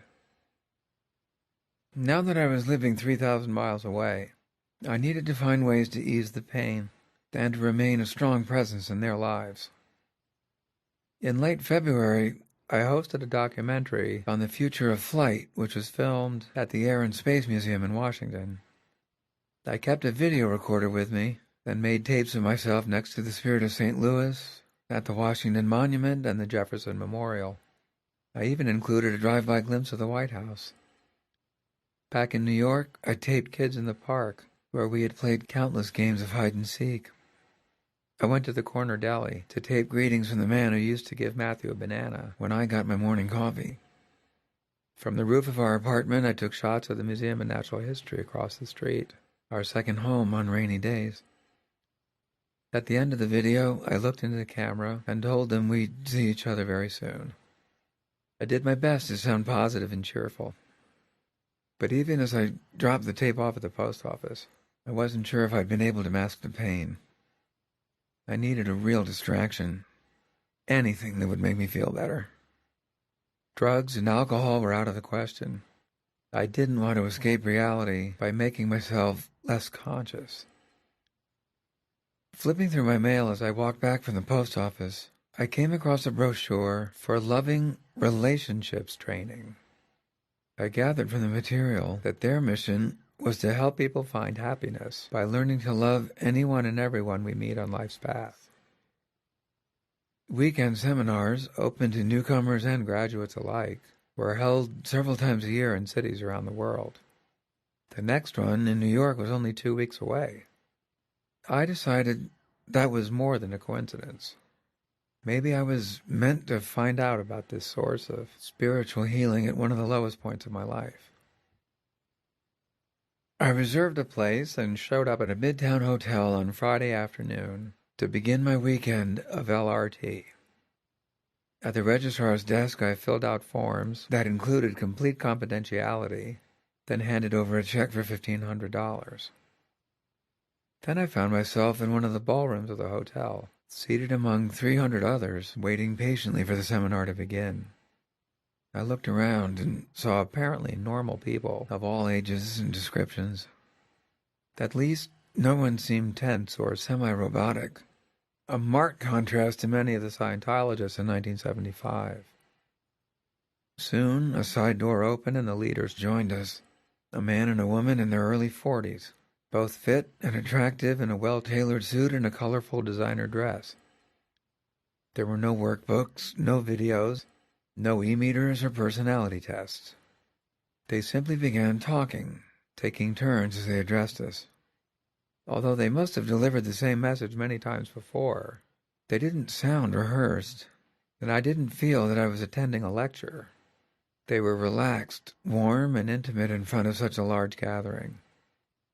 If you've ever heard Deepak Chopra speak, you get the idea. They began by going into more detail about LRT as a basis for living, and then explained how we would spend much of the weekend in practical application. The premise was simple. All human beings are equal and equally worthy of loving and being loved. All our relationships must be informed by love, whether inside the family, among friends, or even in the fleeting moments as we pass others on the street. When we sit down in a restaurant, how many of us really pay attention to the waiter? We might listen for a moment while he reads the specials, but could anyone describe him accurately after dinner? The same applies to bus drivers, toll booth collectors, all the people we scarcely notice as we follow our own pursuits. All it takes is a brief moment of eye contact, which acknowledges the equality of another human being. Even that is a loving relationship. Like other simple equations, many people find that one almost impossible to solve. How does one become able to love a relative when there's been nothing but jealousy or hatred for years? Are we expected to love someone who has deliberately harmed us in some way? The first step, which we were to take on Saturday morning, was to declare a statute of limitations on damage done to us by our parents. Now we used notebooks, putting it in writing that the statute had expired. From this day forward, we agreed individually and collectively to forgive any grievances still held against them. Next, we made a list of all the people who immediately came to mind as enemies, detractors, rivals, and anyone we had ever envied or knowingly deceived. We were only given 10 minutes to think of names and write them down, which was probably a good idea because most of us could have gone on for hours. The next task was to list 10 words that best described ourselves, not taking into account what others might think. Then we had to write down 10 words defining the person we would like to be. Not a role model, but the embodiment of our own potential. After that, we were given a few moments to find a partner. Each pairing would remain together for the rest of the weekend. This was a scary proposition, because I have to admit I had not evolved to being non-judgmental. Put simply, I didn't want to get stuck with some weirdo. Actually, most people thought the weirdest thing about the weekend was that I was there in the first place. Fortunately, my radar had identified 3 very attractive women in the group on Friday afternoon. So I immediately made a beeline for choice A and managed to get there before the competition. I should have made a mental note that I might not succeed with LRT. We had just spent a day and a half learning that everyone is equal and equally worthy of love, then here I was practicing basic Darwinism. We had to move quickly because there was no negotiating. Once eye contact was made with one of the other 299 people in the room, that was it. My partner was a tall, very good-looking blonde woman in her early 20s. She had left her small hometown in Pennsylvania to pursue a modeling career in the Big Apple when she was only 18. Apparently, she was successful at work, but unlucky in love. She described herself as habitually attracted to the wrong men, ones who broke promises, mistreated her, and diminished her already low self-esteem. I shared with her my wish that people would stop assuming that some of us have no problems. The one-on-one tasks continued the rest of the afternoon and most of Sunday morning. We wrote and exchanged lists of people and things we love, hate, want to remember, and would like to forget. As usual, we weren't given much time, but now I found it quite exhilarating to free associate. It was very liberating to write down the first thoughts that came into my mind and then share them, uncensored, with someone I had never met, but to whom I soon felt I could say anything. Then all 300 of us split into groups of 15 to 20, including our partners, and fanned out to a number of restaurants in the area for lunch. By this time we were all on a high, having affirmed the positive and banished the negative. The waiters were literally overwhelmed with respect. We ate our food slowly, taking time to savor every bite. We listened intently as the man who was one of the 2 leaders of the seminar described the mind-blowing spiritual experience of harmonic convergence, which, according to Mayan prophecies, marked the beginning of a new age of universal peace. Then he moved on to the next step for LRT graduates who were serious about going further: rebirthing in a hot tub. I had no idea what that meant, but I wondered where, when, and did my partner get to come? Sadly, at that point they lost me. Rebirthing was conducted by 2 certified rebirthers, working with one LRT graduate in someone's home. Presumably a rebirther who could afford a New York apartment with a hot tub. The theory was that when most of us were born, it was a highly traumatic experience. We emerged from the dark comfort of the womb to be greeted by harsh lights, frightening creatures in masks, and a sudden, violent slap on the back. Apparently, this first impression of the world is so overwhelming that we spend our lifetime crippled by fear and anger. The sheer effort of coping with those feelings, or struggling to deny them, prevents us from becoming the free, loving, and fulfilled people that we deserve to be. Rebirthing sessions in the hot tub are meant first to recreate our actual experience of being born in this lifetime. Then the student and the rebirthers work together to replace that horrific scenario with its exact opposite. Curled up in the fetal position in the moments before birth, we emerge to find ourselves immersed in soothing warm water and cradled by loving arms. The first sounds we hear are gentle music and soft voices welcoming us into the world. Needless to say, the 3 rebirthings I had were extremely pleasant, almost to the point of sensory overload. The problem was that it seemed obvious what was expected of me. I tried my hardest to place myself once again inside my mother's womb, but in spite of a long career as an actor with a vivid imagination, I couldn't do it. The rebirthers gave me more love and support than any baby could ever hope for, and were quite emotional about my breakthrough. I knew it would be downright cruel to tell them I was faking it. They urged me to be rebirthed at least twice a month, at $200 a pop, to reaffirm my innocence, and to prevent negativity from working its way back into my life. I assured them I would give it serious thought, but after the 3rd session in the hot tub, I never contacted them again. I thought about staying in touch with my beautiful partner, but decided against it because rebound relationships usually don't work. For the best interests of my children, as well as myself, at that time I needed to be alone. The reason I disengaged from LRT was much the same as the reason I disavowed Scientology. I don't believe in instant fixes. I don't believe we can write an affirmation to forgive our parents or others who've wronged us and consider it done. I don't believe we can write a new script for our lives by simulating a pleasant birth. I think that if we want to be true to ourselves, finding answers to the most important questions of life is a process. The time it takes to make genuine discoveries and find true beliefs varies with every individual. For most of my life, faith was a very difficult concept. I understood it to mean the willingness to believe in the value of something that can't be known in advance or even defined, but I couldn't put it into practice. I was the customer who demands an extended warranty or a money-back guarantee. As an actor, my job was to serve the story, and I truly enjoyed the process involved in doing that. Many actors get tired of playing a part for a long time. I always enjoyed long runs, such as A Matter of Gravity, 5th of July, and The Aspirin Papers, because every performance was an opportunity to learn more about the character and the intentions of the playwright, with the safety net of knowing the outcome in advance. My first act of faith was not a religious one.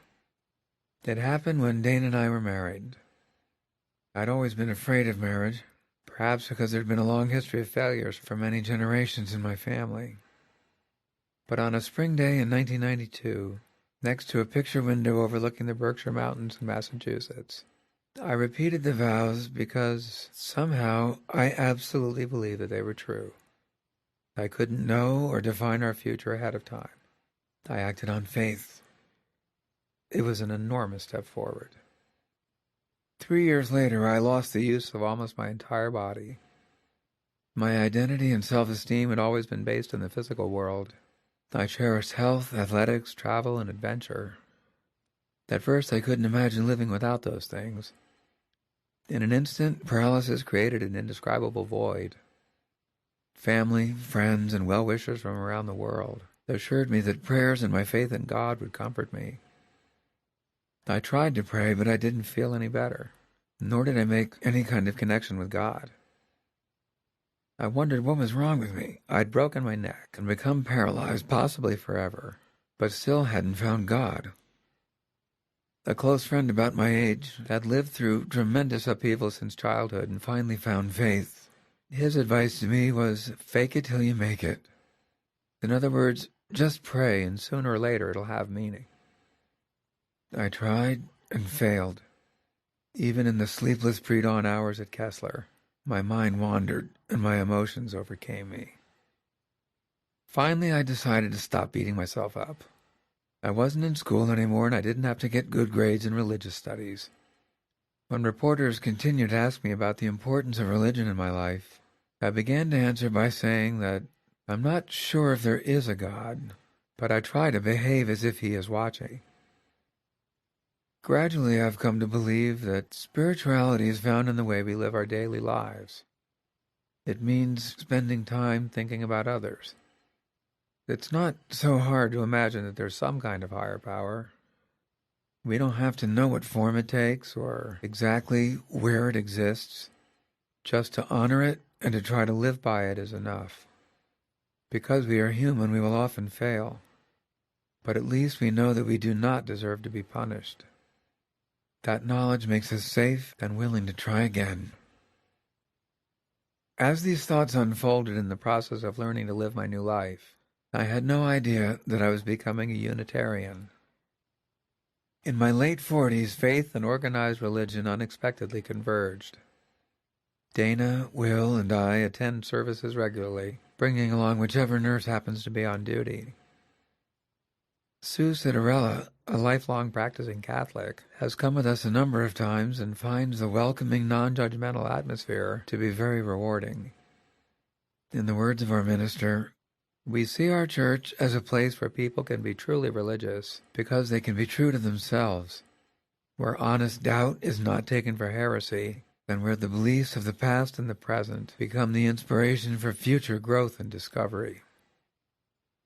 Dan and I were talking after church not too long ago, reflecting on the service and religion in general.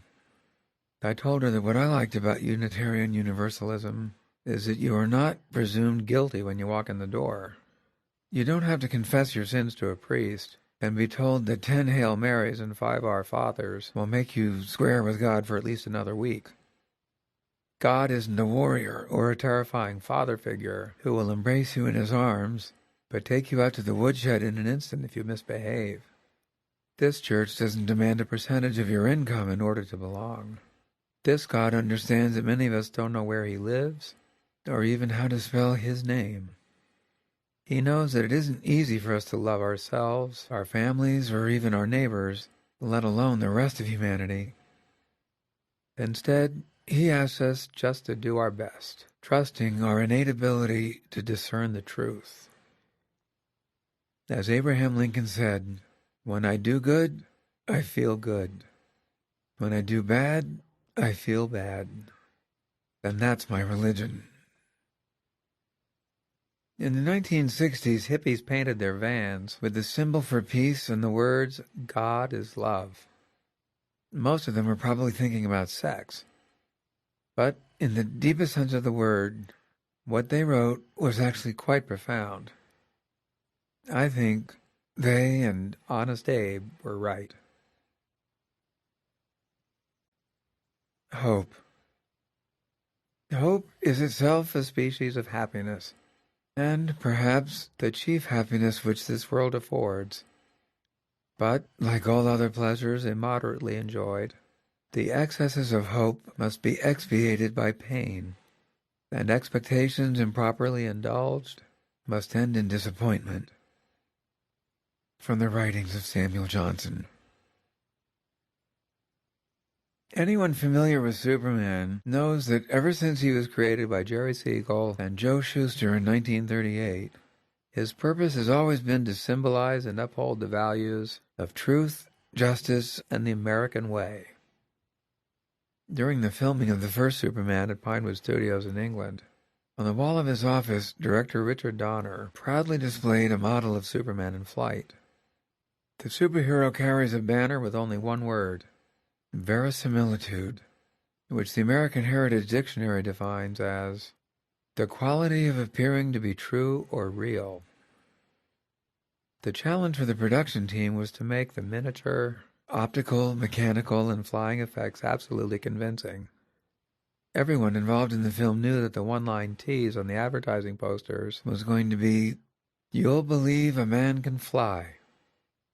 That was a very tall order given the state of film technology in 1977. The challenge for me as an actor was to equal the achievements of the technical experts. If they could create verisimilitude, then I had to do the same. The first step was to examine the values embraced by the character and passed down for generations. Truth and justice seemed relatively easy to understand, but what about the American way? What does that mean? Is the American way different from the way of other countries that uphold democracy and human rights? Isn't it dangerous, or at least counterproductive, to imply that the American way is somehow better than others? I posed some of these questions to Dick Donner soon after I arrived in London to begin pre-production for the film. He seemed pleased by my enthusiasm and by this evidence that I was taking my job seriously, but told me to go figure it out. The first day of shooting was only 3 months away, and he was up to his neck in technical problems. Every department seemed to need final decisions yesterday. After considerable thought and discussion with friends, including a number of politicians who were fans of Superman, I decided that because the character is a hero for the entire world, nationalism was not an issue. When Lois Lane asks Superman, "Who are you?" he replies, "A friend." That makes him, above all else, a symbol of hope. In the face of adversity, hope often comes in the form of a friend who reaches out to us. I thought about other aspects of the American way, and the basic rights of pluralistic societies: equal opportunity, equal rights, tolerance, free speech, and fair play. For centuries, wars have been fought in defense of those rights. In countries where they never existed or were taken away, millions of people have risked their lives to escape. Most of them left with only a few possessions, and the hope of not being turned away by a free society. To say that I believed in Superman is quite an understatement. Of course, I knew it was only a movie, but it seemed to me that the values embodied by Superman on the screen should be the values that prevail in the real world. When I suddenly became a quadriplegic, my deepest, almost overwhelming reaction was simply, it's not fair. Intellectually, I knew that life isn't fair, and that bad things can happen to any of us at any time. Emotionally, I couldn't control myself. I demanded an answer to the apparently unanswerable question, why me? What did I do to deserve this? It's not fair. With time, my irrational anger about the injustice of my injury subsided, but the experience left a residual effect that still informs the way I look at the world today. I want to see fair play. I don't care if it's proper officiating in baseball games, how coaches make up teams in Pee Wee hockey, ethical conduct in business, or how we choose our representatives in government. Although I am a registered Democrat, like many of my friends, I vote for candidates based on the issues. Here in New York State, I supported Democrats Hillary Clinton and Charles Schumer for the Senate, but voted for Republicans Rudy Giuliani and George Pataki for mayor and governor, respectively. When I joined other advocates in the early 1990s to save the National Endowment for the Arts, two of our most formidable opponents were Senators Arlen Specter, Republican of Pennsylvania, and Jesse Helms, Republican of North Carolina. Since 1997, I've worked closely with Senator Specter on health care reform, rights of the disabled, and increased funding for biomedical research. When the Senate voted on the Animal Welfare Act of 2002, Jesse Helms introduced an amendment excluding rats, mice, and birds from the protections afforded higher animals such as dogs and primates. If the Helms Amendment had been defeated, researchers would have been required to conduct experiments on rats, mice, and birds under the same conditions as an operation on a human being. The expense involved would put an end to much of the critical basic research currently underway across the country. In my younger days, I would never have imagined siding with Jesse Helms on anything. With time, I've learned that the most effective way to change policy in Washington is to join forces with the most influential allies on a case-by-case basis. Those examples of non-political alliances are meant to give a context to the 2000 presidential election. I believe the outcome had a direct effect on the hope for a radical overhaul of the electoral process, the hope for an enlightened energy and environmental policy, and the hope for government support of the most advanced biomedical research. Those of us who hope for a fair debate leading to governmental approval of therapeutic cloning were extremely disturbed by a media opportunity that took place at the White House on April 10th. The President urged the Senate to pass the Brownback Bill, S-1899, which would ban all forms of cloning. He stated, quote, "I believe all human cloning is wrong, and both forms of cloning ought to be banned for the following reasons. First, anything other than a total ban on human cloning would be unethical. Research cloning would contradict the most fundamental principle of medical ethics, that no human life should be exploited or extinguished for the benefit of another." At the President's side in full dress uniform was former New York City police officer Stephen McDonald, still confined to a wheelchair 16 years after suffering a gunshot wound that left him paralyzed from the shoulders down. Officer McDonald is a devout Catholic. When he was interviewed by the media after the President's press conference, he said that his accident was God's will, and echoed the Pope's position on the sanctity of human life. As I watched the event live on CNN, I felt great sympathy for Stephen McDonald, who took the trouble to visit me with his family soon after I was admitted to Kessler. He had many helpful things to say about living with a high cervical injury. As an anxious father, particularly concerned about our youngest, Will, I was delighted to meet his son Connor, who was not yet born when his father was paralyzed. We only met for a short time, but he seemed to be a perfectly normal 9-year-old, and I could sense a special bond in spite of, or perhaps because of, Stephen's disability. Patty McDonald, Stephen's wife, was a great comfort to Dana. They talked many times about the issues facing the families and caregivers of people living with disabilities. That's why it was painful for me to see him strategically placed next to the podium on television that day. I felt he was being used. Politicians do this sort of thing all the time. Is there any elected official who hasn't been photographed reading to small children? But the issue of therapeutic cloning was a current debate that stirred up emotions as well as ethical, moral, religious, and political concerns. I thought the president was unduly attempting to exert his influence, especially in light of the fact that the bioethics panel appointed to advise him had not yet issued its opinion. Once again, what happened to fair play? I'm certain that I was only one among many who were greatly relieved to find an op-ed piece in the New York Times on April 25th by Michael Gazzaniga, Ph.D., director of the Center for Cognitive Neuroscience at Dartmouth College, a fellow of the American Association for the Advancement of Science and the American Neurological Association. He is also one of the distinguished members of the President's Advisory Panel. He wrote, "It was a surprise when on April 10, the President announced his decision to ban cloning of all kinds. His opinions appeared fully formed, even though our panel has yet to prepare a final report.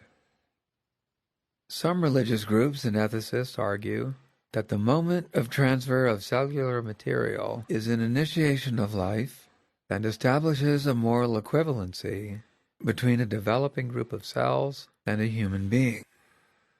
This point of view is problematic when viewed with modern biological knowledge.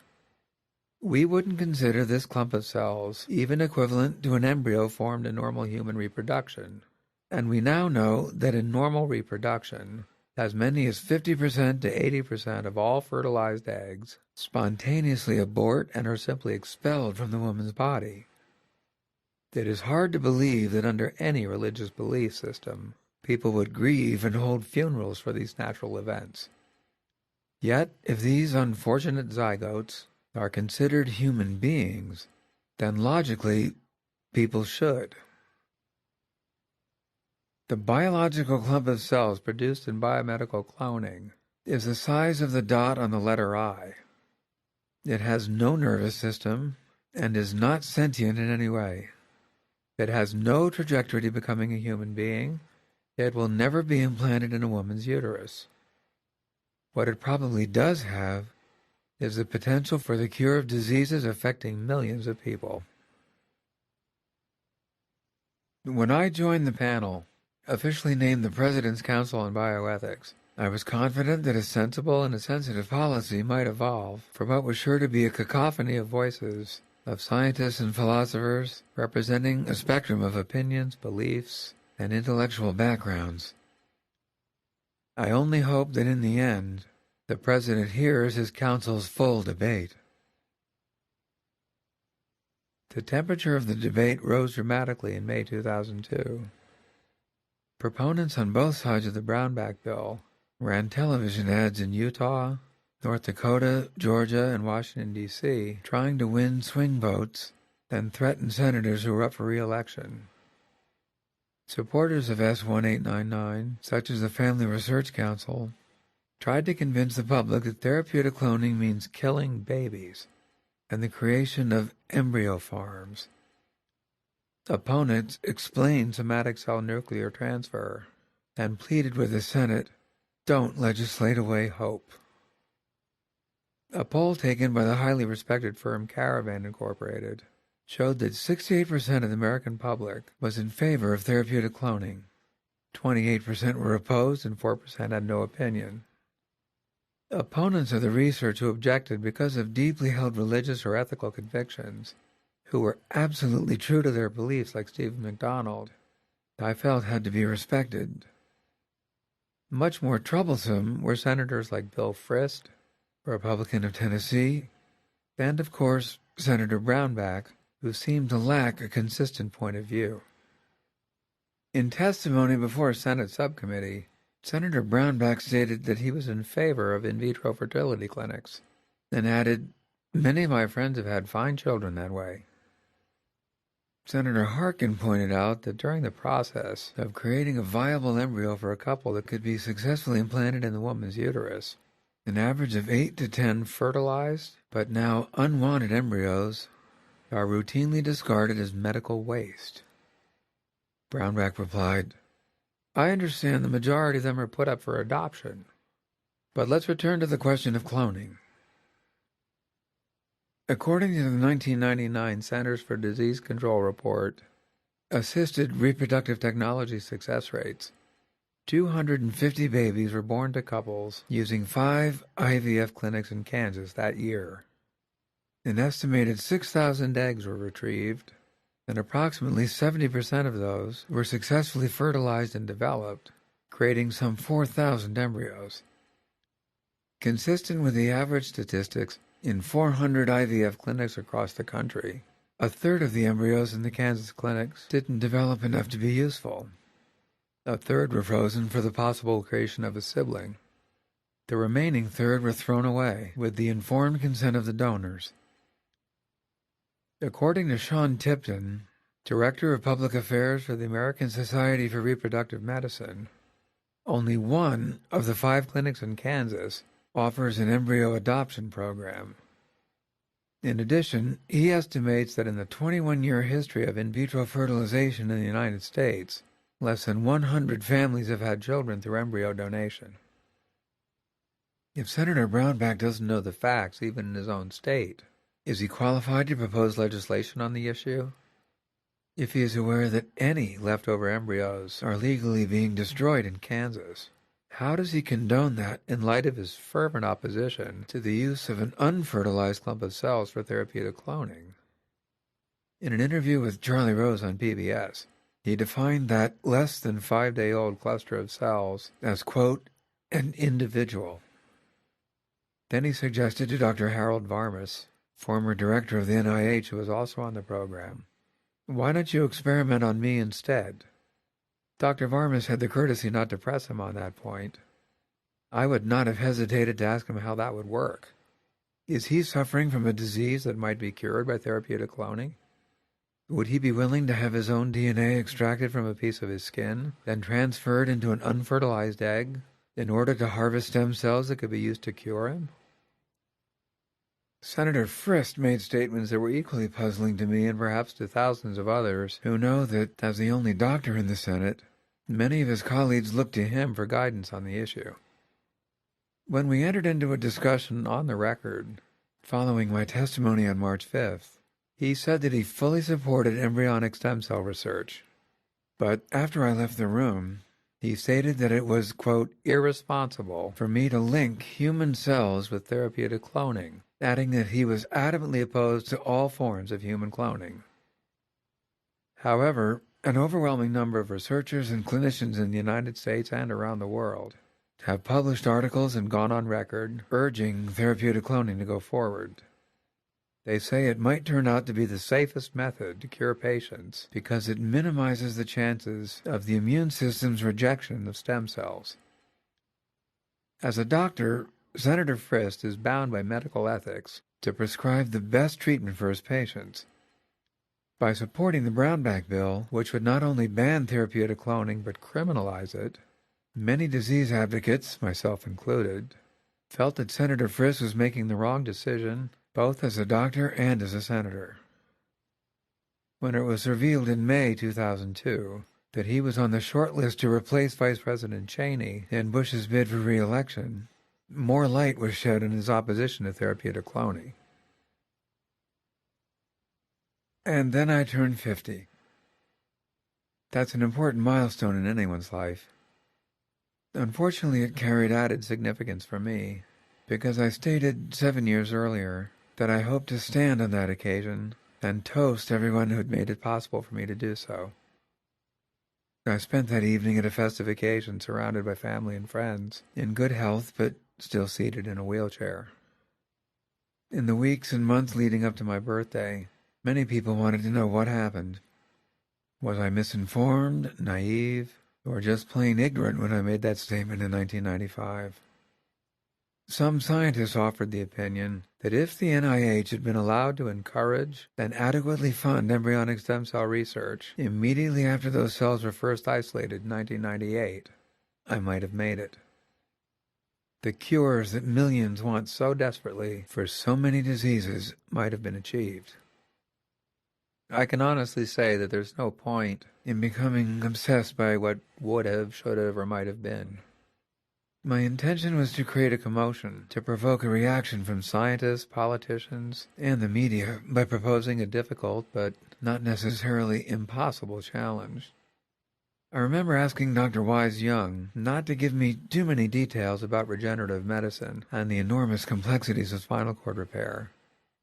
I was willing to be the fool on the hill, even though I'd promised to learn enough about the science to establish credibility. President Roosevelt, ill and disabled himself, envisioned a healthier, stronger nation and created the National Institutes of Health. Then he challenged scientists to conquer polio, and the first vaccine was developed in less than 9 years. President Kennedy challenged the nation to land a man on the moon in less than a decade before the technology was even on the drawing boards.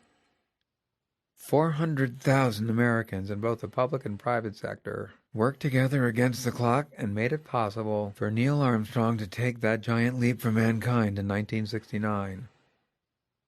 Certainly I was naive, but I didn't see anything wrong with emulating two of the greatest leaders of the 20th century.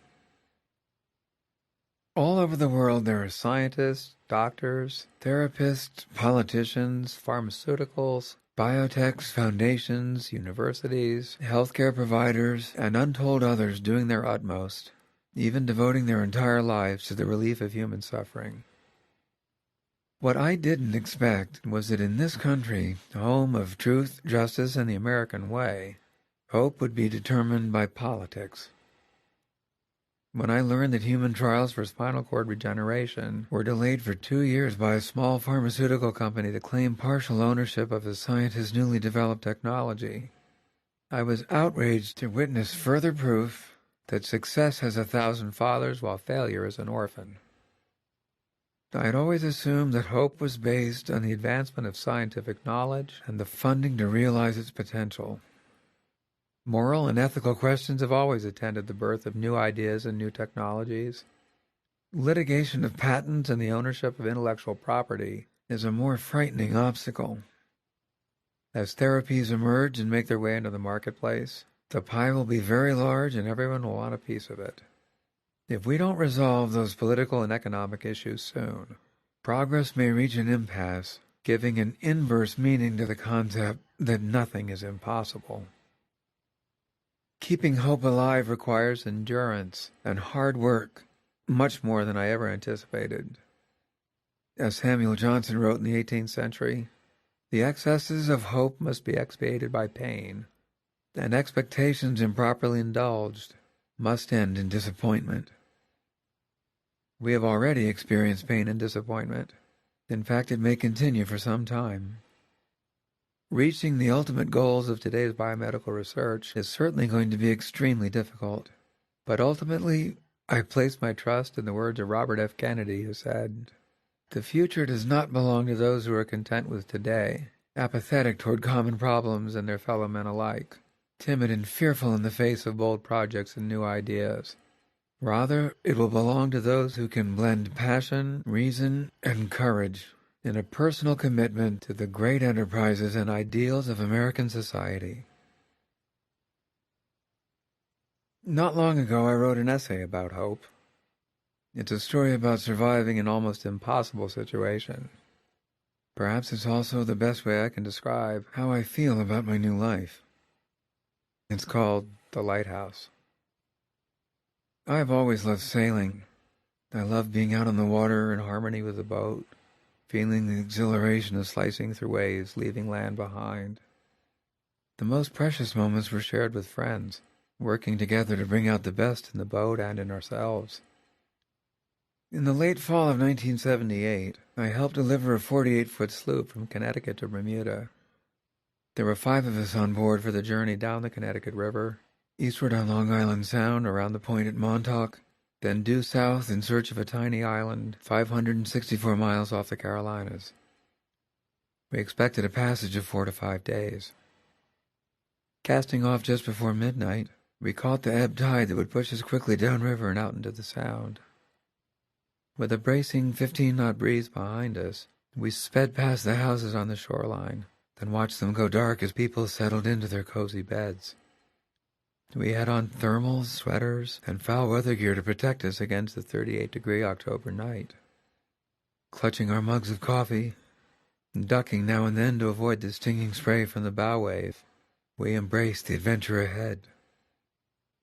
By daybreak we had rounded Long Island, and Montauk lay astern. As it disappeared over the horizon, we knew we would not see land again for the next 4 days. The wind shifted to the west and picked up to 20 knots. The boat was in the groove as we sped southward at nearly 15 miles an hour. We shifted into the routine of offshore sailing, each of us on watch for 4 hours and then off the next 4. All of us were experienced sailors, but we hadn't met before the trip. 3 were from England, 1 was a Canadian friend of the owner who lived in Toronto, and I was the American. The next 2 days passed quickly as we enjoyed good weather, took turns preparing reasonably appetizing meals, and started to get acquainted. Although the boat was equipped with radar and the most advanced electronic navigation system of its time, we still tracked our progress as sailors have for centuries, with a sextant and dead reckoning. Every few hours we tuned into the weather reports in the high-frequency radio. On the afternoon of the 3rd day, we didn't like what we heard.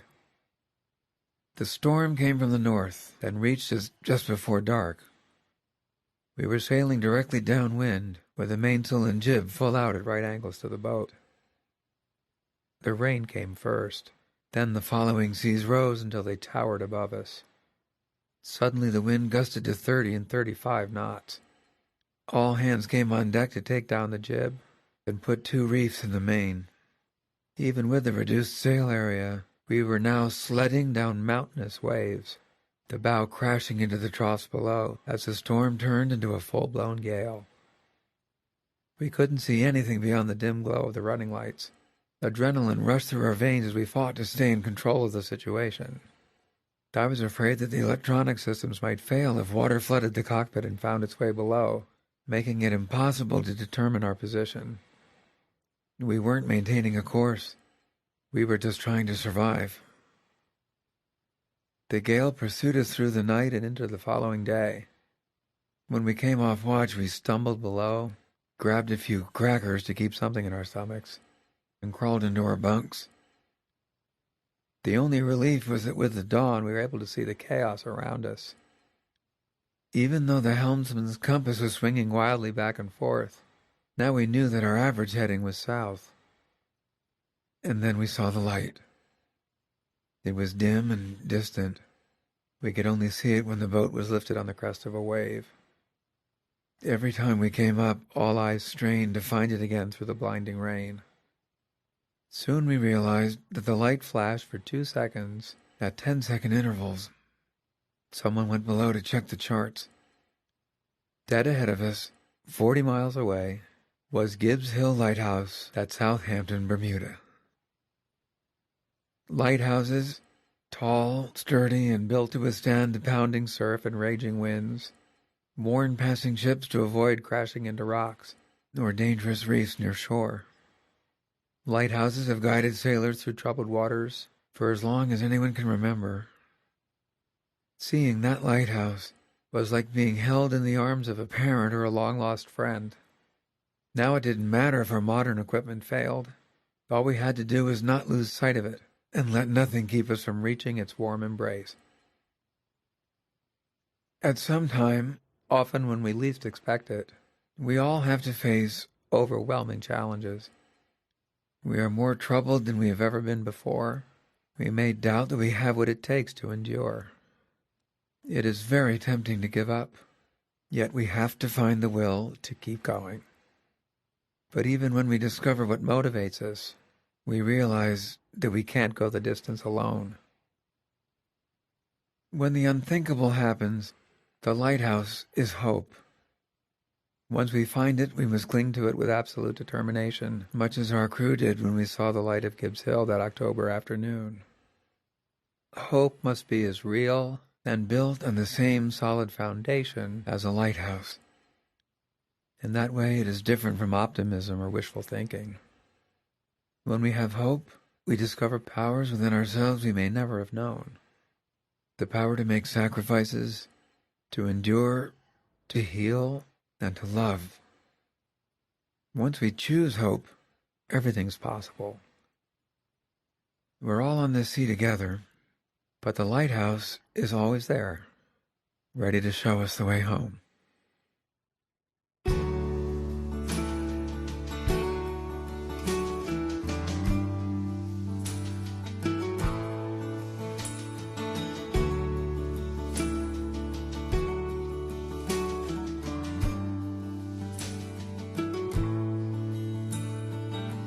Nothing is Impossible was written and read by Christopher Reeve. The recording engineer was Scott Cresswell of Kessler Media Productions, with editing and post-production by Stephen Strassman. Special thanks to Robert Kessler. The associate producer was Kelly Gilday. Nothing is Impossible, Reflections on a New Life, was produced and directed by Elisa Shokoff. This has been a presentation of Simon & Schuster Audio.